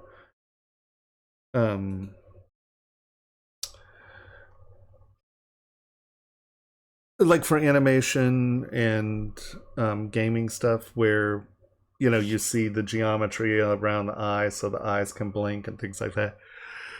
So I guess that there are other programs that do that very well. Since I don't do anything for animation or any of that, my topology issues are very different. Oh, look, shocking! Tablet service not available. Okay. With 3D printing every day, and I have to delete all those shorts too. I think just do it.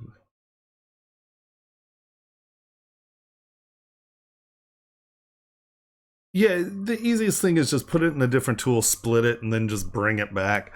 Why that one blew up at the end is normally I'll close holes and that'll bind all that crap together, and then you just go over it with the Sculptures Pro and it cleans it up. Yeah, no, anything I can do. But yeah, no matter what you're doing after you Boolean, split the parts, because it'll always have noise in there. Not always, but if you have any kind of textural overlapping, you're going to wind up with noise shells, and it's going to cause you a world of grief. And if you're leaving it up to Magix or one of those programs, and you know, it can be problematic, to say the least. All right, kind and gentle folk. Any other questions? Because I think I'm going to call it here pretty soon, because I can't sculpt and it's really frustrating.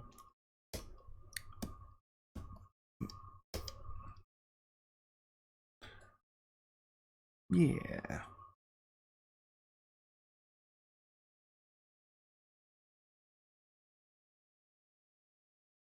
Monkeys.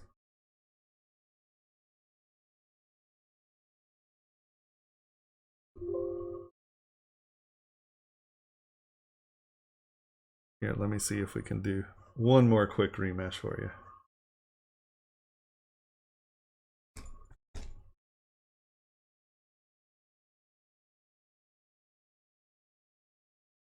Come on, you can do it.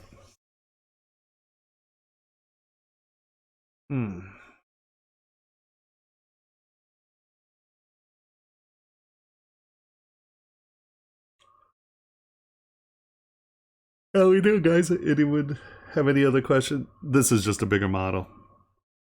Yeah, that's one of my students' works.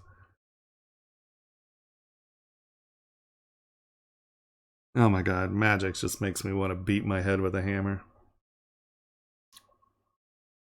I'm glad. Alright, so we have monkeys.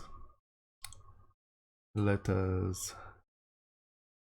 We got a head, we got a tail. Let's get a monkey here. Tail. Come on, where are you? Boom. All right. Let's change his head.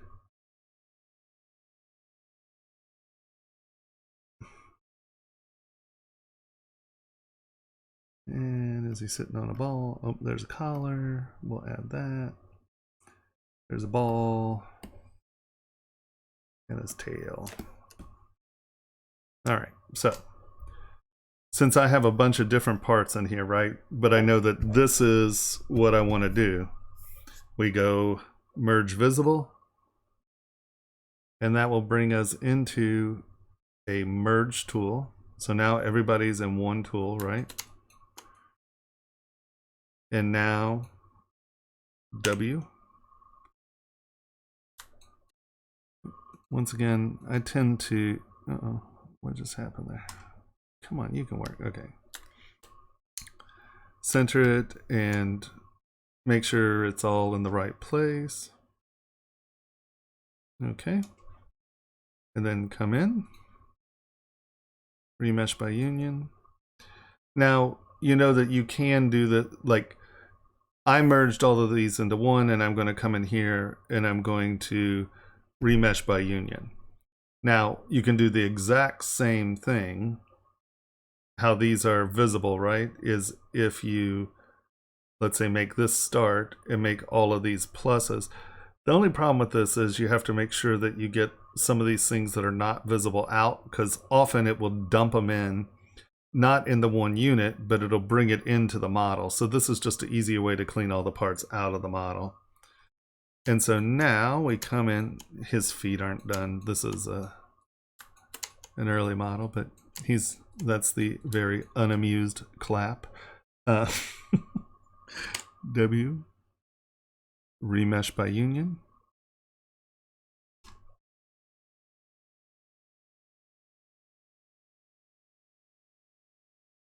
Oop.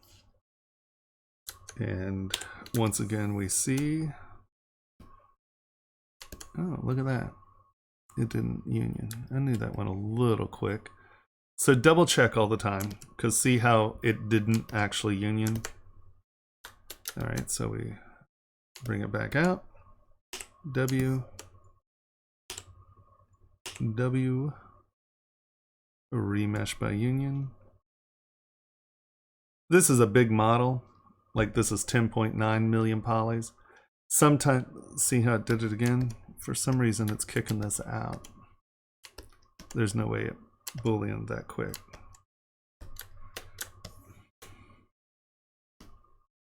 Yep. So it's sort of rejecting this Boolean. This is where, come over here, and let's try it this way. Let's get you down here.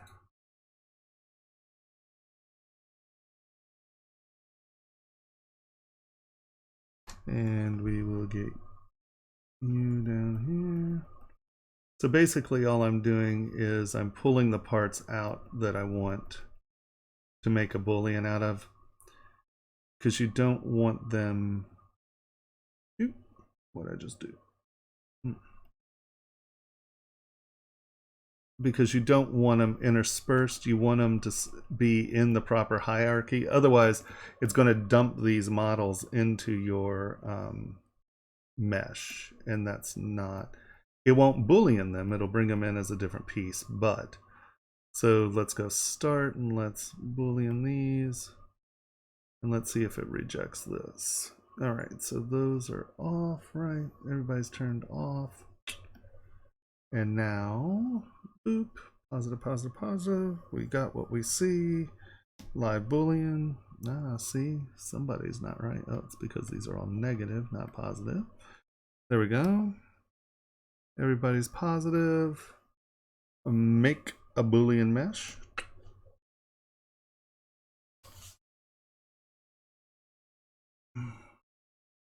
All right, there it goes. Sometimes it doesn't like a certain part, and it'll kick it out. And in your mesh, you'll have a bunch of separate, okay, see, boom, some inputs are invalid. So one of these is, that's okay. So you click that, and it should give us, did it not give us a mesh? All right, so click here, close holes, click here, close holes, click here, close holes. I find this is just the easiest way to deal with it. Close holes. Often you have an incomplete model. It might be this one, honestly. Boop. No. Boop. Close holes. With multiple subdivisions. Delete lower. Close holes. All right, so let's try that again. Everybody's there. Come up here. Make Boolean mesh.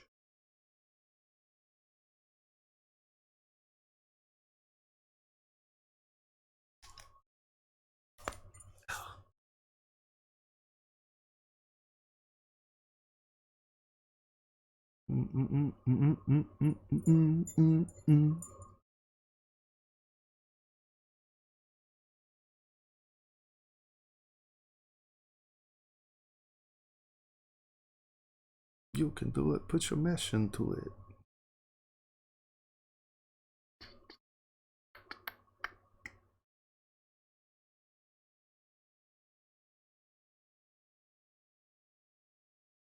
Dum, dum, bum, ba-dum. Boop. There we go. Unified mesh.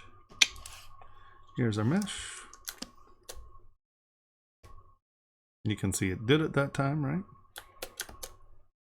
I think it was probably the collar that was being the bad model.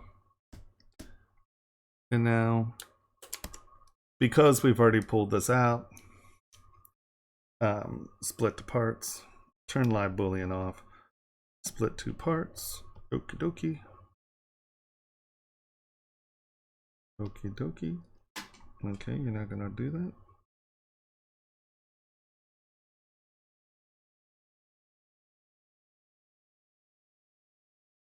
So there's a lot of garbage in this.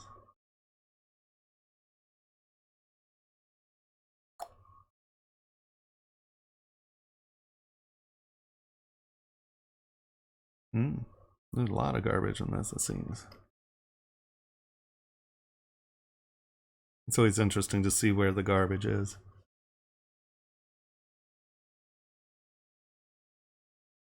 Hopefully there's not more than 1,000 parts, because if it's more than 1,000 parts, it rejects.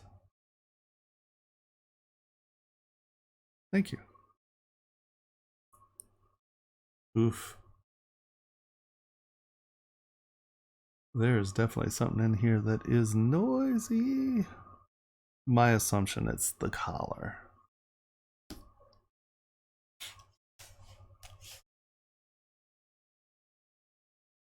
I know, I'm trying to give you a quick example and I keep blowing things up.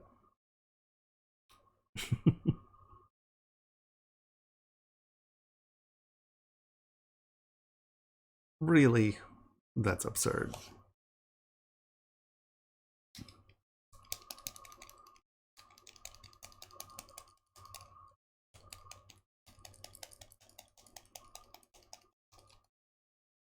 There we go. Oh, see? Ah. Okay. So, Scheiße, Liebe. Check mesh. Not gonna do it, huh? Auto groups.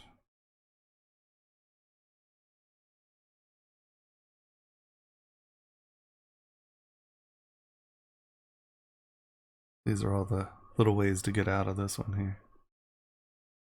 So that was noisy. Over 1,000 little pieces of garbage in this. Will it auto group more than 1,000? You know what? Escape. Come on. Escape. I will show you an easier way of going about this. Just wait. Come on. Let me escape out of it.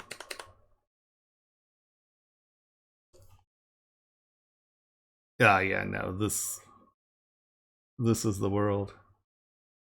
I have this all the time because I don't really sculpt. I mean, I don't care. I'm sculpting for a visual, not for production most of the time, and then I prep or, you know, fix it for progress. You can do it.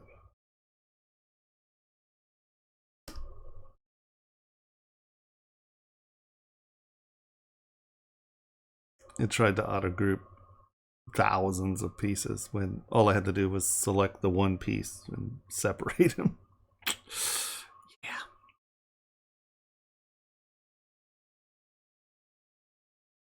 Okay, this is my life. Okay, guys, that did it. 12:30, my program's acting funka-wonky. So we're going to call it an evening. Sorry, James. I was just trying to show you something easy. I guess I can do it again if you want. But it's been a rather frustrating evening. That's all I can say. Oh, goodness gracious. Okay. I think we're going to call it an evening.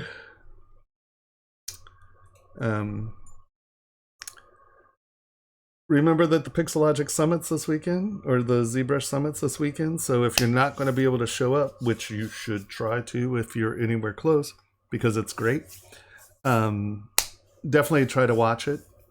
You know, it's a really good show. It's a good community. I hope I answered most of your questions. Kermit, did we get through some of your questions? Sorry, it just becomes a blur in there. I'm assuming we might have. Yeah, of course. I'm just sorry. At my patience level, I can only take how many hours of not working. Yeah, mother. Yeah, so I won't see you next Monday because I see. Well, if not, we'll deal with that as well. It's no drama. Oh, no, I still have to email you crap. Sorry. No, I didn't do that yet. Will you remind me tomorrow? I'm just out of my gourd right now. Me digging up stuff is just going to be a shit show. All right, so if you don't have ZBrush, there's a free trial here. I want to thank Pixelogic for letting me be here. I will see everybody later this week. Yay! No, don't feel like a nag. It's the only way to get anything out of me. If you don't nag me, I forget. So nagging is good if you want something done. Yeah, I'll sort it out. It's been really frustrating. It's really frustrating. Thanks everyone. Thanks for hanging out, and for a thing that I didn't have the ability to sculpt. We went a long time. All right, have a good evening. Thanks for hanging out. Now I just need to figure out how to turn this thing off. And there it is. Night.